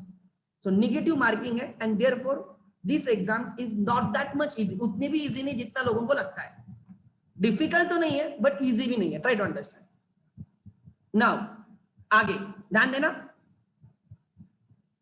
Yes, the another thing, sir कितना खर्चा होता है ओवरऑल सीए का? Parents must be interested, try to understand. Okay, passing criteria देखते हैं। What is the passing criteria? पहले देखो 3 exams है, this criteria is applicable all the exams, तीनों एग्जाम के लिए सेम क्राइटेरिया है। क्या क्राइटेरिया है? फाउंडेशन में 4 पेपर्स है, 100 100 100 100 के 400 मार्क के पेपर है। पासिंग समझ लेना बहुत इंपॉर्टेंट है, parents as well as student ध्यान देना। 400 मार्क्स के पेपर है, हर पेपर में मिनिमम 40 आनी चाहिए। जैसे 12th में 35 पे पासिंग होता है ना हर पेपर में, फाउंडेशन सीए में 40 मार्क्स पे पासिंग है, मतलब हर पेपर में 100 में से 40 आनी चाहिए। एंड मैं एंड बोल रहा हूं, मतलब this is condition 1, each paper में आपको 40 मार्क्स आनी चाहिए एंड ओवरऑल 400 में से 50% मतलब 200 आनी चाहिए। हर पेपर में 40 mark and put together 200 marks आनी चाहिए। मतलब सर ऐसे हो सकता है, देखो मैंने ABCDE ऐसे 5 केसेस दिए which will help you to understand. There is a student A, हर पेपर में 40 40 40 40 आ गए, उसके 160 मार्क्स आ गए। सर उसको हर पेपर में 40 आ गए, मतलब वो पास है, हर पेपर में पास है, बट टोटल कितनी होनी चाहिए? 200 है क्या? 200 नहीं, ही इज फेल। भले ही हर पेपर में इंडिविजुअल पेपर में पास है, एग्रीगेट में वो फेल है। तो there is passing, individual passing and aggregate passing दोनों कंबाइन है। तो स्टूडेंट ए भले ही हर पेपर में पास है, टुगेदर वो फेल है बिकॉज उसके मार्क्स 200 से कम है। उसको नेक्स्ट 6 मंथ्स के बाद सब पेपर फिर से देने। There is a student B, 54 marks, 40 marks, 43 marks and 42 marks, हर पेपर में पास है बिकॉज हर पेपर में 40 या 40 से ज्यादा है, बट पुट टुगेदर 179 मार्क्स है, less than 200, still he is failed because आपको मिनिमम 200 भी चाहिए। हर पेपर में मिनिमम 40 एंड ओवरऑल 200 होनी चाहिए। उसको ओवरऑल 200 नहीं है तो ये भी फेल। उसको 6 मंथ्स के बाद चारों पेपर देने। एटीकेटी कंसेप्ट नहीं होती सीए में, आपको सब पेपर्स रिपीट करने होते हैं, ठीक है। See, there is a student see, उसको फर्स्ट पेपर में 65 मार्क्स है, सेकंड पेपर में 35 मार्क्स है, थर्ड पेपर में 56 मार्क्स है, लास्ट पेपर में 80 है। उसका टोटल स्कोर 236 है। तो आप बोलोगे सर वो पास हो गया, 200 से ज्यादा मार्क्स है। अरे बट पेपर 2 में he has less than 40 marks, तो पेपर 2 में फेल है, तो इंडिविजुअल पेपर्स में वो पास नहीं है। भले ही एग्रीगेट में पास है, इंडिविजुअल में वो फेल है and therefore result is still fail. आपको हर पेपर में मिनिमम 40 और ओवरऑल 200 लाने हैं। अगर दोनों में से एक भी फुलफिल नहीं होता है, यू आर फेल। इस स्टूडेंट को 6 मंथ्स के बाद फिर से सब पेपर देने पड़ेंगे। एक पेपर की वजह से उसको सब पेपर देने पड़ेंगे। मतलब लोग साइडेड स्टडी नहीं चलती कि खाली 1-2 सब्जेक्ट में कर रहा हूं बाकी छोड़ दे रहा हूं। You have to manage all the subjects. At least हर पेपर में 40 आ जाए और ओवरऑल 50% 200 मार्क्स निकले, ये टारगेट होना चाहिए। स्टूडेंट डी देखो 40 40 40 एंड 80, हर पेपर में मिनिमम 40 है, तो इंडिविजुअल वो पास है एंड ओवरऑल 200 है, एग्रीगेट भी 200 है, तो ही इज अ पास। देखो स्टूडेंट डी को सी से कम मार्क्स है, स्टूडेंट सी को 236 मार्क्स है, स्टूडेंट डी को 200 वाला पास है बट 236 वाला फेल है। Because student D has not done lopsided study, उसने हर पेपर को इक्वली इंपॉर्टेंस दिया है। स्टूडेंट सी ने पेपर 2 को ध्यान ही नहीं दिया था। सीए को खाली ऐसे नहीं होना चाहिए कि उसको खाली एक सब्जेक्ट का नॉलेज है। आपको नॉलेज हर पेपर का होना चाहिए, हर सब्जेक्ट का होना चाहिए। इसके लिए हर पेपर में 40 आनी चाहिए एंड टुगेदर 50% मतलब 200 आनी चाहिए इन अ फाउंडेशन। स्टूडेंट ई देखो 45 56 60 55, हर पेपर में 40 है, यस। 200 या 200 से ज्यादा है, yes, he is a pass. So student D and E are pass, A B C are fail. मतलब सर क्या हमने क्या मानना चाहिए? मैं एज ए स्टूडेंट, जब मैं स्टूडेंट था, मेरा एक ही फंडा था कि मुझे हर पेपर में मिनिमम 50 आनी चाहिए। मैं 40 भी देखो, if you keep higher target, आप कहां पे नीचे जाके तो कम से कम हिट करोगे। मैं हमेशा बोलता था, खुद को समझाता था कि प्रसाद कि हर पेपर में मिनिमम 50 निकालना है, उससे मेरे दोनों फायदे होते हैं। हर पेपर में 40 तो बन रहे हैं और 50 50 50 टोटल 200 भी हो रहे हैं। सो अगर आप हर पेपर में मिनिमम 50 का, ये भूल जाओ कि हर पेपर में 14 टोटल 200 चाहिए, आप आपका टारगेट ही हाई रखो ना, बोलो मुझे हर पेपर में मिनिमम 50 चाहिए, आपने आप पास हो गए, क्यों फेल हो गए? अगर आपका टारगेट ही हाई है तो डेफिनेटली यू विल सक्सीड। सो 40 का टारगेट ही मत रखो, रखो 50, 60, 70 का target minimum, you will definitely पास। या कोई बच्चे ऐसे होते हैं जो अकाउंट्स में बहुत स्ट्रांग होते हैं, मैथमेटिक्स में स्ट्रांग होते हैं, वहां पे वो 80, 90, 100 मार्क्स तक स्कोर कर सकते हैं, वहां पे ज्यादा स्कोर करो। एंड जो आपके वीक सब्जेक्ट्स है उसमें मिनिमम 40 लाओ। जैसे ये स्टूडेंट सी देख, राइट, स्टूडेंट डी देखो, उसमें 3 पेपर में मिनिमम 40 लाए और उसका शायद से इको बहुत स्ट्रांग रहेगा, उसने 80 लाए, फिर भी उसको 200 हो गया, वो पास है ना। तो आपके जो स्ट्रॉन्ग सब्जेक्ट्स है उसमें ज्यादा स्कोर करो, एंड जो आपको वीक सब्जेक्ट्स है उनमें मिनिमम 40 स्कोर करो, आप फिर भी पास होते हो। पास होना डिफिकल्ट नहीं है if you are very well planned. एक, हर पेपर में 50 का टारगेट रखो, या दूसरा जो आपके स्ट्रॉन्ग सब्जेक्ट है उसमें ज्यादा स्कोर करो, 60, 70, 80, 90 स्कोर करो, एंड जो वीक सब्जेक्ट्स है उसकी नैया पार करो, कम से कम 40 लाओ, you will definitely pass. So passing criteria 2, minimum 40%, aggregate 50%, applicable at foundation, inter and final, हर जगह पे ऐसी कंडीशंस है। Then what is total expenditure? Try to understand. At a foundation level, considering your tuition fees and registration, examination, everything, almost 75,000 का खर्चा आता है।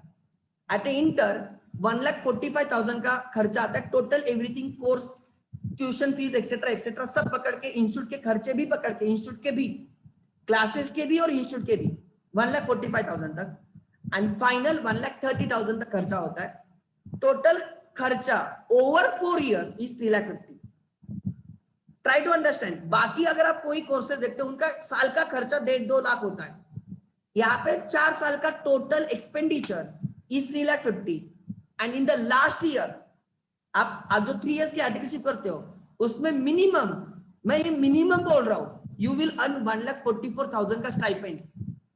तो आपका expenditure 3,50,000 over 4 years, and in the last 3 years you will be earning minimum 1,44,000। मैंने आपको बोला there are students जो 30,000 to 60,000 भी स्टाइपेंड कमाते हैं। I can give you example, try to understand। तो उनका तो पूछो ही मत, मैं मिनिमम बोल रहा हूँ, मिनिमम आपको 3,000, 4,000, 5,000 स्टाइपेंड मिलता है, मिनिमम है। इंस्टीट्यूट ने बोला है उसके नीचे नहीं मिलेगा बच्चों को, तो CA हैज टू पे दिस मच, एटलीस्ट इतना तो पे करना होता है।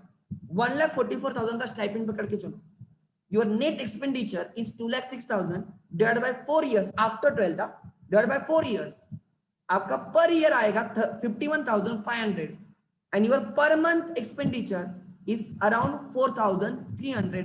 कौन सा ऐसा कोर्स है दुनिया में, आप मुझे दिखाओ, राइट, इतने कम खर्च में, इतने कम इन्वेस्टमेंट में इतना हायर रिटर्न देगा। सीए बनने के बाद आप फर्स्ट ईयर में आपका पूरा एक्सपेंडिचर रिकवर करोगे फर्स्ट ईयर में उस, and you will be in profit. आपका maximum expenditure you will recover during your articleship.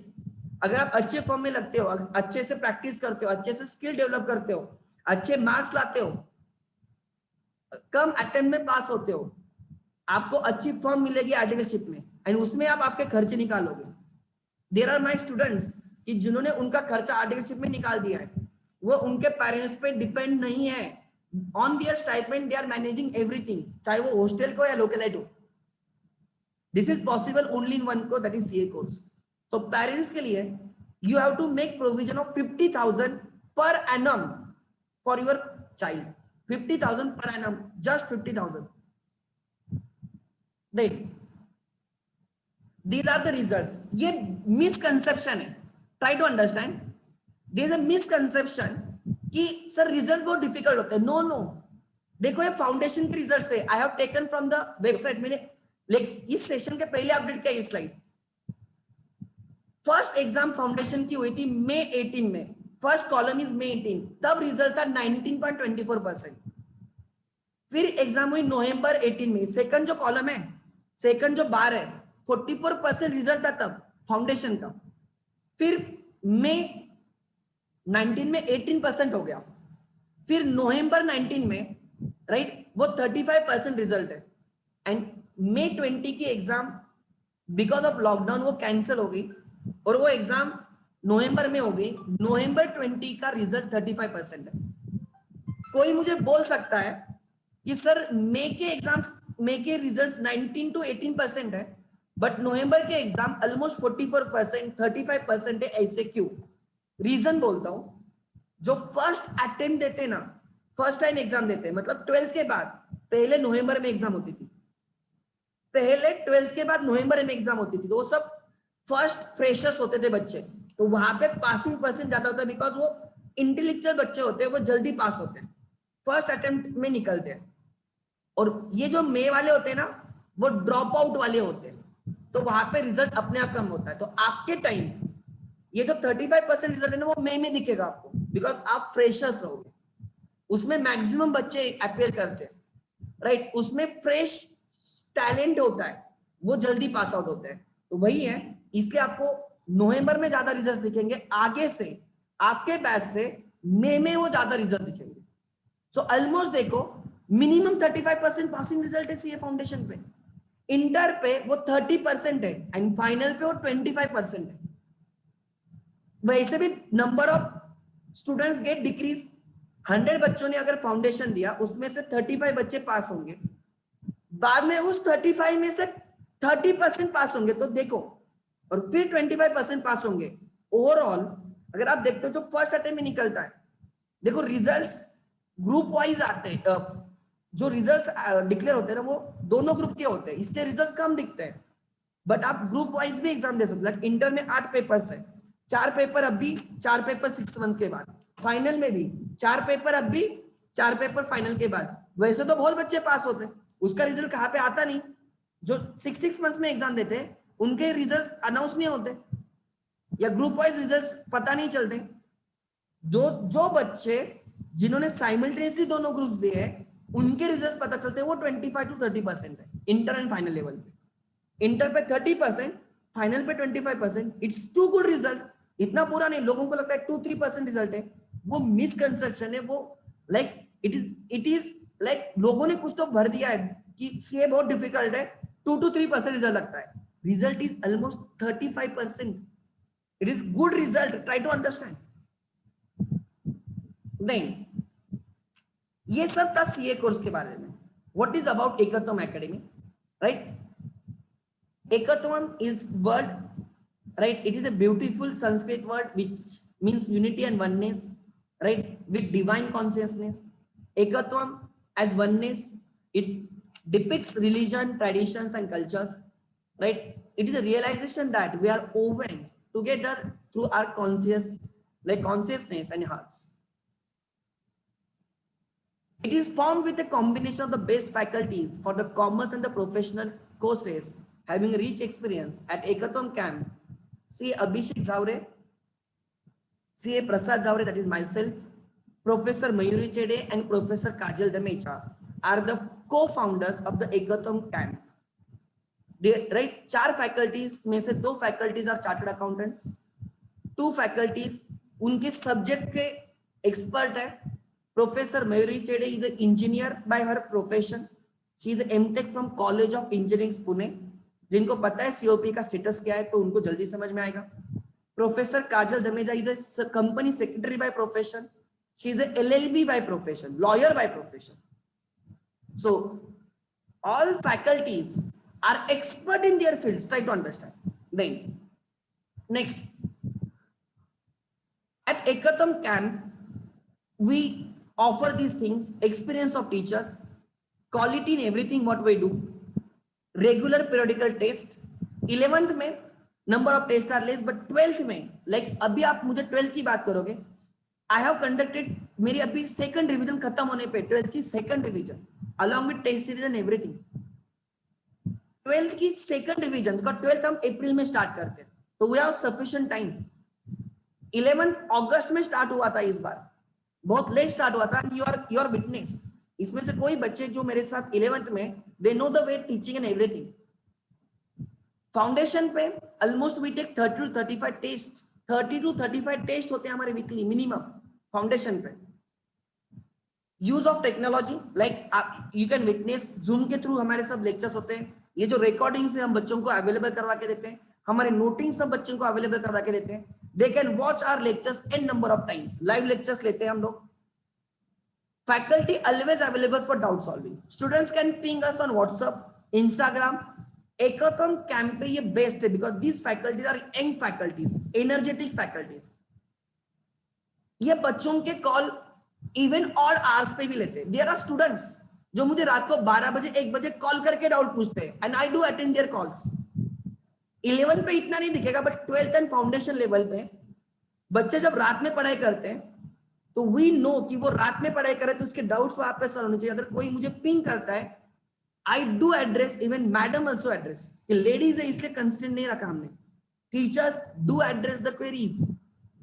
ये देखो मैं आपको बोल रहा हूं, this is the most important thing. आपको टीचर 100 मिल जाएंगे बट आपको जिस टाइम पे टीचर की जरूरत है प्रिपरेशन के टाइम आपके डाउट सॉल्विंग के लिए, तब टीचर अवेलेबल है या नहीं है देखो. एज ए स्टूडेंट मैं हमेशा ये देखता था कि मुझे पर्सनल अटेंशन कौन देगा, मेरे डाउट कौन सॉल्व करेगा. बिकॉज मैं पुणे से नहीं था, मैं बाहर से था, तो मुझे मेंटल सपोर्ट से हर चीज कहां पे ना कहां पे मैं एक टीचर पे ट्रस्ट रख सकता हूँ. तो हमेशा एज ए स्टूडेंट मैं हमेशा वो देखता था कि कौन टीचर मेरे लिए हमेशा अवेलेबल रहेंगे, मेरे कॉल उठाएंगे, मेरे मैसेजेस को रिप्लाई करेंगे. बिकॉज वो सबसे इंपॉर्टेंट होता है in preparation. Try to understand. जो आपको हैकाथन कैंप में डेफिनेटली मिलेगा, ये मैंने खुद किया है. बिकॉज मैं एक्सपेक्ट करता था मेरे टीचर्स को कि वो मेरे लिए अवेलेबल रहे और बहुत बार वो नहीं उठाते थे calls.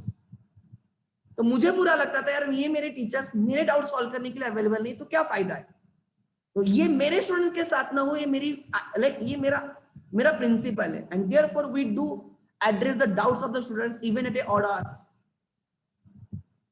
Then proven results of the 12th and the foundation. I will share some of the results with you. Parents teachers meetings, picnic, day celebration and other activities we do conduct. If right अभी सब online चीजें हो रही है but offline में we do take all these things.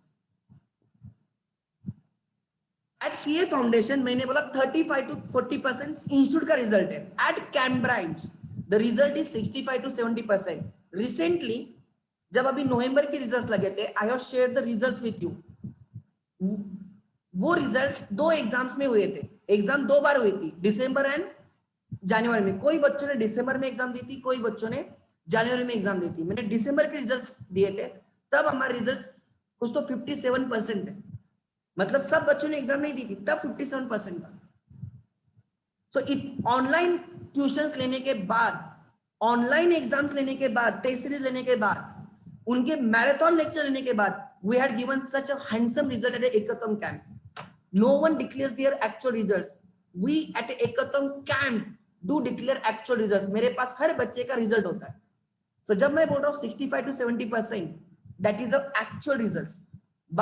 अगर आप कहाँ पे दूसरी जगह पे देखते हो, the results are around 30% to 40%. यहाँ पे उसके रीजंस भी है, बिकॉज यहाँ पे हम लिमिटेड बच्चों को एडमिशन देते हैं. We know the in and out of the student. हम क्या यहाँ पे भीड़ नहीं करते, एक ही बैच लेते हैं, अच्छे से बैच लेते हैं, राइट. मिनिमम स्टूडेंट्स को एडमिशन देते हैं, लिमिटेड बच्चों को एडमिशन देते हैं एंड उनको हम एंड तक, एग्जाम होने तक हम उनके पीछे रहते हैं. Even on the exam days, respective faculties are on the exam centres, right. मेरे पेपर के टाइम 2 घंटे पहले मैं एग्जाम सेंटर्स पे रहता हूं. Just in case student needs me, I will be there. वैसे ही मैथ्स के मैम एंड लॉ के मैम भी वहां पे खड़ी रहती है. इतना अगर आपको कोई चीजें इजीली अवेलेबल हो रही है, उसका इंपैक्ट दिखता है इस रिजल्ट्स में. 65 to 70% results at a camp branch. These are some of the students taught by us at a camp, right? Like these are the some rank holders from the camp. Actually now institute does not declare the ranks. अभी ranks declare नहीं होते, but जब पहले ranks declare होते थे, these are some of the students of the, right, to whom we are taught. These are some of the rank holders from the camp. The faculties, see Abhishek Zavre, no, like this is person who does not require any introduction, right? He has been teaching since 15th year, right? He takes law and revision of the accounts along with me. We two are the faculty जो हमारे अलग अलग locations पे revisions लेते हैं. So मैं और Abhishek sir accounts and law, sir आप लॉ लेंगे आई विल राइट, हम दोनों अकाउंट्स एंड सर लॉ लेंगे एंड मैं उसके साथ इको लेता हूं. So sir will be teaching some topics of the accounts and law along with Kajal ma'am. Then, right? CA Prasad Avre myself.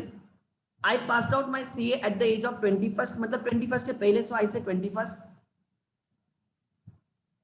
जो बच्चे अभी 12th में 11th में मेरे साथ है, they know the way of teaching and everything, so I won't discuss much about myself, but I take accounts and economics at 11th and 12th and same subjects at a CA foundation. One thing to be noted at a camp, जो हम 11th 12th में सिखाते हैं ना, वही subject हम foundation में सिखाते हैं, because this is a continuity. ऐसे नहीं है कि 11th 12th में हम कोई अकाउंट सिखाता है और फाउंडेशन में कोई अलग सब्जेक्ट सिखाता है. इसका मतलब you are not expert in that subject. हम जो 11th 12th में सिखाते हैं वही फाउंडेशन में सिखाते हैं. Try to understand. तो जहां भी देखोगे ना, तो कंटिन्यूटी देखो, क्या वो टीचर फाउंडेशन पे भी वही सिखा रहा है क्या? क्योंकि ये मैटर करेगा. अगर वो फाउंडेशन पे वही सब्जेक्ट सिखा रहा है, मतलब वो एक्सपर्ट है उस सब्जेक्ट में, बिकॉज फाउंडेशन के लिए आपको एक्सपर्ट चाहिए, विच इज एट कैंप. यहाँ पे जो 11th 12th में मैथ सिखाते हैं वही फाउंडेशन में सिखाते हैं. 11th 12th में जो थ्योरी सब्जेक्ट लेते हैं वही फाउंडेशन में लेते हैं. 11th 12th में जो अकाउंट्स एंड इकोनॉमिक्स सिखाते हैं वही फाउंडेशन में लेते हैं. There is a continuity and this proves the expertise in the respect to subject. खाली काम चलाने के 11th 12th में कोई सब्जेक्ट एंड फाउंडेशन में कोई सब्जेक्ट ऐसे कैंप में नहीं है. Try to understand.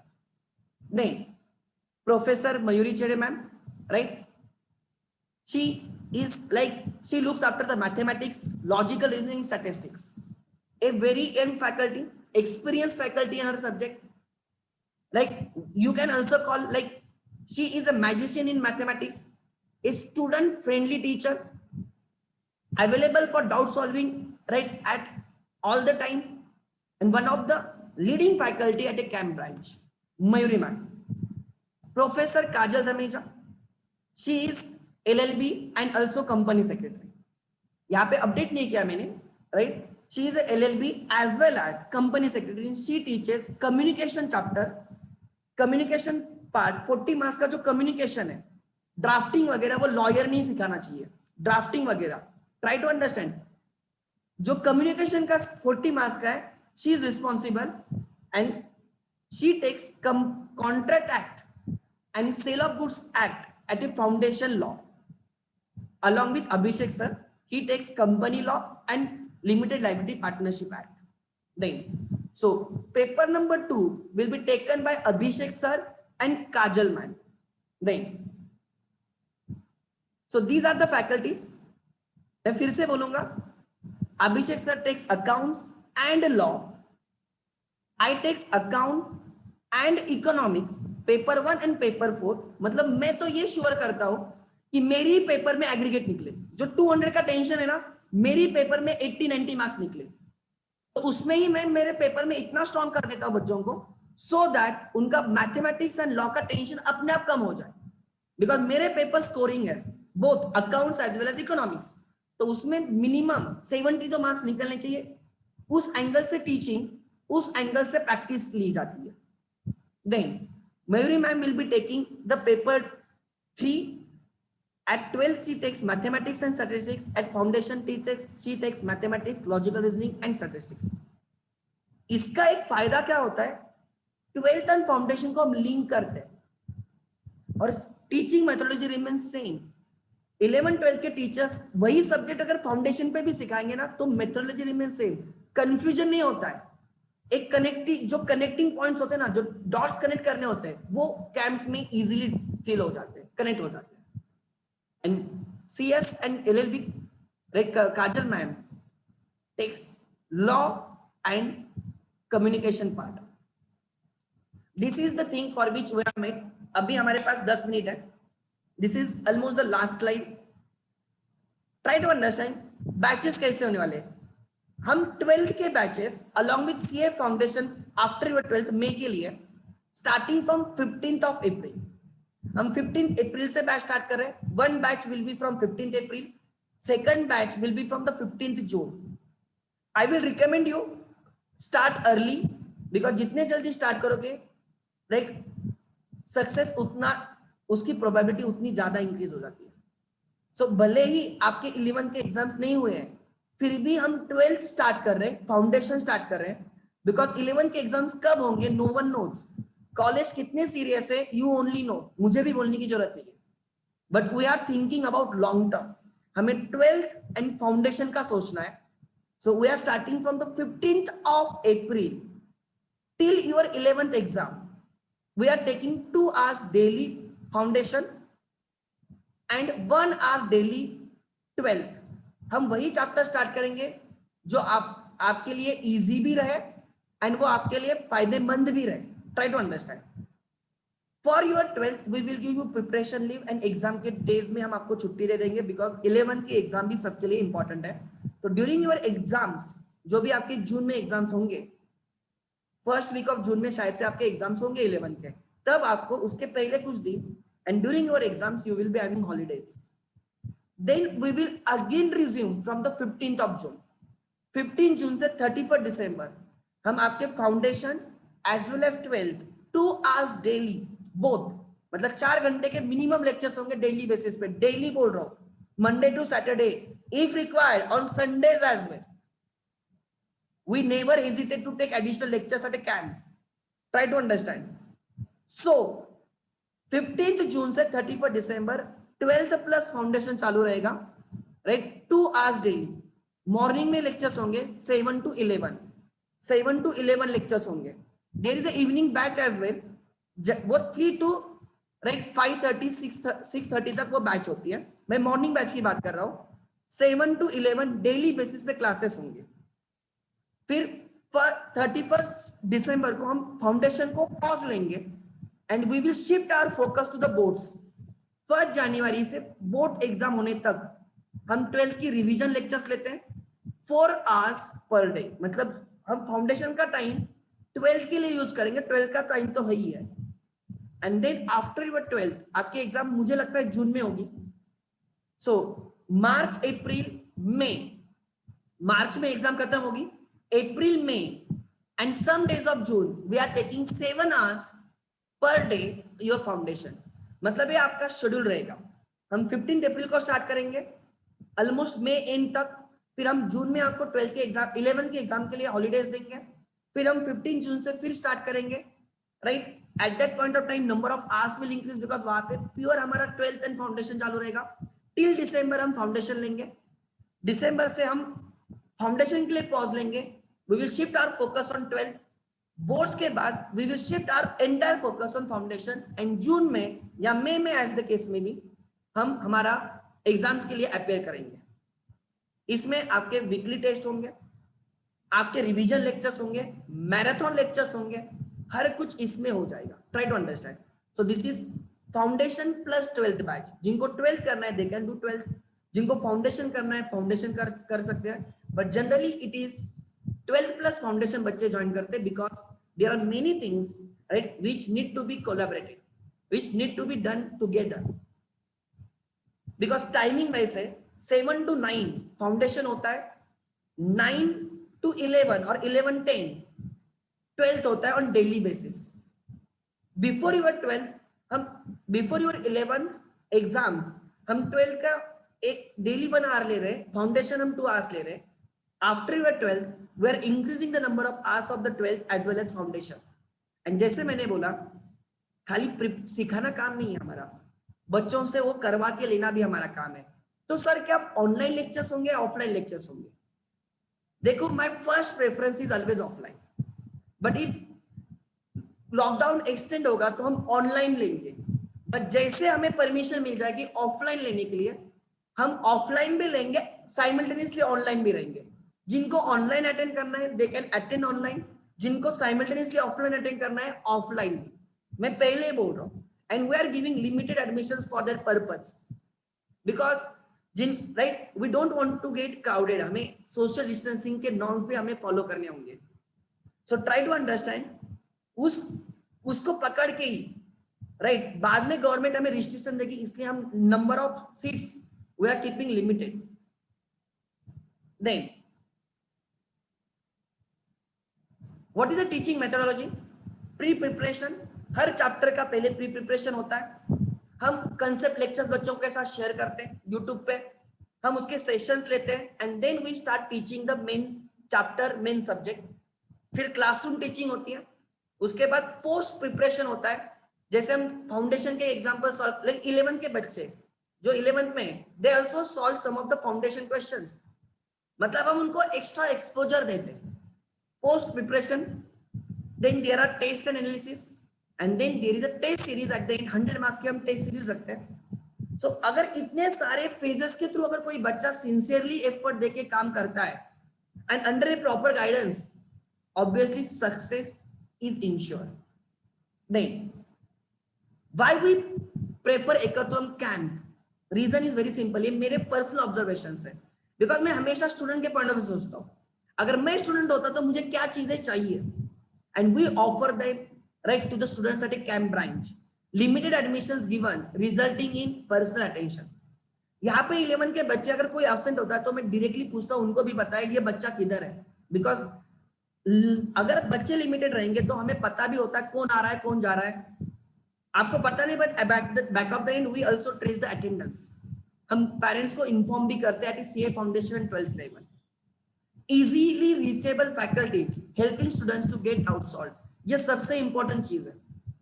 आपके फैकल्टीज आपके रीच में होने चाहिए। आप उनको खाली सेशन में नहीं बोल रहा कि हम आपके लिए रीच करेंगे, यू आर लाइक हम आपके लिए रीचेबल रहेंगे, नहीं, एक्चुअल में भी वैसे होता है कि आप हमें आके कॉल कर सकते हो, आप हमसे पूछ सकते हो सामने सामने फोन पे भी, खाली बोलने के लिए नहीं बोल रहा हूं। ये होता है in camp, practical knowledge capsule session, there are many sessions we conduct more than your 11th and 12th curriculum, foundation curriculum, which helps you to generate the skill sets, concepts and practice in the classes। हम concept लेते हैं, खाली concept लेके छोड़ते नहीं कि concept, उस पर हम प्रैक्टिस भी करते हैं। I know how to like swim, but जब तक मैं खुद पानी में जंप नहीं करूंगा, पानी में उतरूंगा नहीं, तब तक मैं सीखूंगा नहीं। यही हमारी कंसेप्ट है।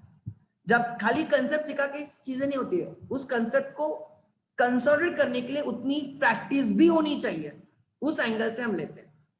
And we also help students in all the matters related to ICAI during lockdown. For your information, जब आपको फॉर्म भरने थे बच्चों को, मैंने यहां से उनके फॉर्म साइन करके उनके घर पे कुरियर किए थे, सो दैट बिकॉज फॉर्म पे सीए की साइन चाहिए। बाकी जगह पे बोला गया कि जहां पे आपको सीए मिलते उनकी साइन ले लो। इन कैंप मैंने स्पेशल परमिशन लेके ऑफिस में आया था ड्यूरिंग लॉकडाउन, मैंने सबके फॉर्म्स खुद होके फिल करके साइन करके बच्चों को उनके घर पे कुरियर किए थे। यहां तक हम हेल्प करते हैं बच्चों को। ट्राई टू अंडरस्टैंड, अगर ये चीजें आपको मिल रही है और एक अंडर रूप मिल रही है, कैंप एकतम कैंप में मिल रही है, तो definitely this can be the best place for the parents. के लिए टेंशन नहीं रहता, parents can call us at any point of time, parents can meet us on Sundays. हम संडेज के लिए पेरेंट्स के लिए रखते हैं, they can come, they can vouch the attendance, बच्चों के टेस्ट के परफॉर्मेंस को चेक कर सकते हैं, एवरीथिंग इज डन। हम पेरेंट्स को लूप में रखते हैं। And there are some parents who know me personally, and therefore the camp, देखो क्लासेस 100 मिलेंगे, बट जो मेंटरिंग होती है ना, प्रॉपर मेंटरिंग, वो आपको कैंप में डेफिनेटली मिल जाएगी। Then this is our contact details. We are located in a Parma Trade Center in a Sadhu Vaswani Chowk at Pune station. There are many students who are attending the session away from Pune, outside from Pune. Pune station में हमारा classes हैं, right? This is the details which, right? I will be also sharing the detailed brochure and everything on your WhatsApp and email, आपके registration number के through. Email भी आ जाएगा आपको, WhatsApp भी आ जाएगा by tomorrow. This is all about foundation and 12th. I will also share the detailed prospectus of the 12th with you by tomorrow. Fees and everything will be shared there. If you are interested, you can take admission before 15th of April, because we are starting batches from the 15th of April. There have been admissions are already started. जो बच्चे 11th में नहीं है, but they want to do the 12th, they have started taking admissions, and foundation के admissions are already open. Accordingly, you can plan. If you want, you can call us right on this number. My personal number is also with the students and the parents. You can call me. You can get your doubts solved. If there are any doubts, I will be taking those doubts. You can raise your hand or you can type the doubts. Okay, the first doubt, let me take. Sir, I have registered. Let me check. Sir, I have registered while back, but I haven't ordered the books yet. When should I order them? जब आप registration करते हो, try to understand. Once you register, you have to pay 9,000 fees. With institute आपको register करना था, online होता है. Within next 3 months, you can redeem the books. Now it is a time you can redeem the books. आपको एक mail आया होगा CDS से, Central Distribution System से. You can click the link. It is same as Amazon website. Amazon की जैसी website है वैसी है. But make sure जब आप बुक्स रिडीम करोगे आपको फिर से पेमेंट नहीं करना है. Whatever payment you made at the time of registration, that is 9,000 institute का, राइट, उसमें ही उस फीस, उस बुक्स की फीस होती है, मॉड्यूल्स की फीस होती है. फिर से पेमेंट मत करना. वहां पे एक ऑप्शन होता है अप्लाई नाउ. तो जब आप कूपन रिडीम करो, रिडीम नाउ बोल के ऑप्शन होता है, द फीस बिकम 0. ठीक है. सो आप रजिस्ट्रेशन कर लिए हो तो बुक्स मंगवा सकते हो. आगे, Ekatam camp is the best. Already teaching and interacting teacher is the better than any other classes. Thank you, Anas. Right? I appreciate your response. You are with us since you are 11, so I know that. Test series are charged separately or in the course itself. Tanisha ma'am का देखो test series कौन से टेस्ट? There are 2 test series. जो weekly test series होती है, जो foundation में डेली वीकली होती है, 12th में सब्जेक्ट चैप्टर वाइज होती है. 12th में we are very serious about that because हमारे पास टाइम भी होता है. जो वीकली होती है ना, उनके हम अलग से चार्ज नहीं करते. एंड में फाउंडेशन पे हम क्या करते हैं, एंड में हम आउटसोर्स करते हैं पेपर. सीएस को पेपर आउटसोर्स करते हैं, वही पेपर सेट करते हैं, वही पेपर चेक करते हैं. तो उसके लिए हम नॉमिनल फीस चार्ज करते हैं. नॉमिनल, नॉट ए लाइक वो राइट. टेस्ट सीरीज की 1000 एक फीस होती है, राइट. वो हम उसमें हम 2 टेस्ट सीरीज लेते हैं, वो नॉमिनल फीस होती है. वो बिकॉज हम खुद चेक नहीं करते, बिकॉज हमें बच्चों के नाम वगैरह पता होते हैं. तो बायस चेकिंग हो सकती है, बायस पेपर सेटिंग हो सकता है. इसलिए chartered accountant set the paper, they only evaluate the paper. वो लास्ट टेस्ट सीरीज होती है, उसके लिए हम अलग से चार्ज करते हैं बिकॉज हमें उनको रेम्यूनरेशन देना होता है. दूसरा 12th में भी वैसे होता है. जो बोर्ड्स पेपर सेटर्स होते हैं ना, दे सेट द पेपर्स. वो लास्ट में एक टेस्ट सीरीज होती है वैसे, उसके लिए हम उनकी फीस चार्ज करते हैं. अदरवाइज हम हमारे लिए कोई फीस अलग से चार्ज नहीं करते. What about ISC students? देखो आईएससी स्टूडेंट्स के लिए राइट हम अलग से क्लासेस लेते हैं फॉर दियर 12th. उसका टाइम टेबल अलग रहता है. Those classes are generally in the evening. Foundation morning में होता है एंड उनके 12th के लेक्चर्स इवनिंग में होते हैं. And we complete their syllabus by the end of generally October end तक उनका सिलेबस भी खत्म हो जाता है. उनके भी क्लासेस अप्रैल में स्टार्ट होने वाले, 15th April onwards. So we will share the detail prospectus with you. So right, Krish Chodia, you can contact in office. We will provide you all the detailed information. Madhura madam पूछ रही है, sir, what about the branches of Ekatam Academy? We are located in actually 3 places. One is in Navi Pet, another is at a Prestige Point, and third location, मतलब जहां से मैं बात कर रहा हूँ वो कैंप ब्रांच. एक नवी पेट ब्रांच है, दूसरा हमारा कैंप ब्रांच है और एक हमारा है प्रेस्टीज पॉइंट पे. At Navi Pet and camp, right? We take 11th, 12th and foundation, and inter and final we take at a like Prestige Point. Navi, right? So 3 जगह पे हमें. दूसरी बात, कैंप में Abhishek Jhaware sir and Prasad Jhaware, we both are chartered accountant, look after everything at a camp. We give personal attention and everything. So वो चीज आपको यहाँ पे मिलेगी. जो बच्चे राइट जनरली इन 2 टीचर्स को देख के एडमिशन लेते हैं, जनरली बोल रहा हूं, जो आपको कैंप में मिलेगा. ठीक है. Again you have to think कि मैंने जैसे आपको बोला कि आपको क्या चाहिए. You need personal attention, you need convenient location, because आपको डे टू डे बेसिस पे होगा. एंड आपने इस पूरे साल में ऑनलाइन क्लासेस किए होंगे तो आपको ऑफलाइन भी समझ में आएगा. तो we are also going offline at camp. हम कैंप पे ऑफलाइन भी प्रेफर कर रहे हैं. अगर पॉसिबल होगा तो हम ऑफलाइन भी, अब अप्रैल में आई डोंट नो, बट मई जून जुलाई में जैसे हमें ऑफलाइन अलाउड करेंगे हम ऑफलाइन भी लेने वाले at camp. Try to understand. मैं पहले ही बोल रहा हूँ तो कंसिडरिंग ऑल दीज फैक्टर्स, आपके घर के नजदीक होना चाहिए, नंबर ऑफ स्टूडेंट्स लिमिटेड होनी चाहिए, कंसिडरिंग एवरीथिंग, जो अभी इन्वायरमेंट है वो चीजें आपको कैंप में मिलेगी. So camp can be the best place for you and we will be looking after all your concern. So I will be responsible, I am taking the responsibility, that is what I am telling you. So next, अच्छा what about CS. Try to understand, CS की exam 12th के बाद नवंबर में होती है. CS की exam 12th के बाद, सॉरी नवंबर ही बोल रहा हूँ, दिसंबर में होती है. एंड जनरली उसकी कोचिंग कहाँ पे भी जाओ, we don't provide CS coaching as such. But अगर आप किसी दूसरे एकेडमी में भी पूछते हो Shrutika, then you can find CS coaching starts after 12th. वो जो फर्स्ट एग्जाम है वो ऑब्जेक्टिव टाइप एग्जाम है, उसमें भी 4 पेपर्स होते हैं, 400 मार्क्स की पेपर्स होते हैं, ऑनलाइन एग्जाम होती है, उसकी टीचिंग 12th के बाद होती है because you have sufficient time till दिसंबर. तो 12th के साथ सीएस की कहाँ पे भी कोचिंग नहीं होती है, जो भी होती है वो 12th के बाद होती है. So now for the time being you can focus on 12th अच्छे से करो and then start preparation for the CS foundation. ठीक है.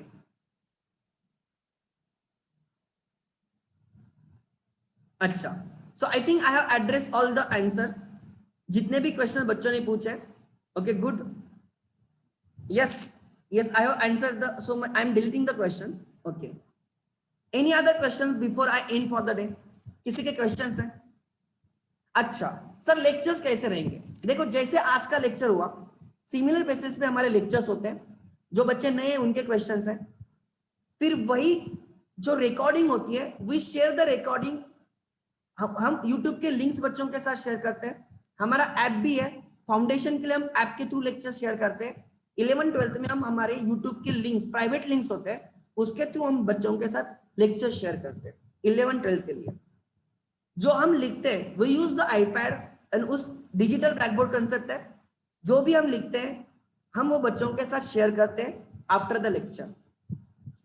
बियॉन्ड दैट आपके पास दोनों फैसिलिटीज रहेंगे, online as well as offline. आपको जो भी कन्वीनियंट है आप वो अटेंड कर सकते हो, बट जो भी करोगे वो रेगुलर बेसिस पे करना बहुत इंपॉर्टेंट है. एक दिन एक और एक दिन ऐसे नहीं होना चाहिए. जो भी करोगे sincerity is most must for the CA course. ठीक है. So even I have address that question. Next, sir do have to take again admission for 11th foundation? जो 11th में उनको 12th के लिए अलग से एडमिशन लेना होगा, that is but obvious, and foundation के लिए भी अलग से एडमिशन लेना होगा. सो जो 12th प्लस फाउंडेशन कर रहे हैं that is the best package, 12th plus foundation साथ में करना, बिकॉज फाउंडेशन एग्जैक्टली 12th के बाद है. उसके बाद आपके पास टाइम नहीं रहेगा एग्जाम प्रिपरेशन, नहीं तो आपको नवंबर 6 मंथ्स अननेसेसरी आप वेस्ट करोगे. सो जो 11th के बच्चे हैं राइट, उनको 12th में और फाउंडेशन में अलग से एडमिशन लेना पड़ेगा, सबको एडमिशन लेना पड़ेगा. That is the thing. ठीक है. Okay, any other doubts? Okay, no issues. So this was all about, try to understand about the CA foundation, CA course plus 12th. ठीक है. We offer 12th में accounts, mathematics, OCM and economics. The detailed pamphlet I will be circulating on the group as well as personal window. आपके personal chat पे भी आपको कल दोपहर तक वो हर चीज मिल जाएगी. 15th April से we are starting with the batches. On this note, I say Prasad Zavre, take your leave. I hope this session was helpful for you. This will help you to solve your doubts. Actually ये session मुझे बहुत पहले लेना था because of this May batch और exams postpone हुए. जैसे मैंने बोला जब तक एग्जाम होते नहीं तब तक मैं बच्चों को छोड़ता नहीं, तो जब उनके एग्जाम से तो मेरे लिए वो बच्चे प्रायोरिटी रहते हैं. तो हम उसमें बिजी थे, एग्जाम्स आगे गए थे. अभी मे की जस्ट बैच हमारी खत्म हुई है. We are started with their revisions, तो उनके वजह से हम थोड़े बिजी थे. But this session was supposed to be for the students who have already inquired with us, right? जो हमारे पास 11 से बच्चे हैं, and I hope this session will help you to solve your doubts. इसके बाद भी अगर कोई आपके doubts है parents के, students के, you can reach us at any point of time. On this note, I will take your leave. Thank you for your patient listening. This is good thing कि जितने बच्चों ने login किया था first minute से last minute तक almost all are present and this is really satisfying for me. यही sincerity मैं लेक्चर्स में एक्सपेक्ट करूंगा बच्चों से। Thank you.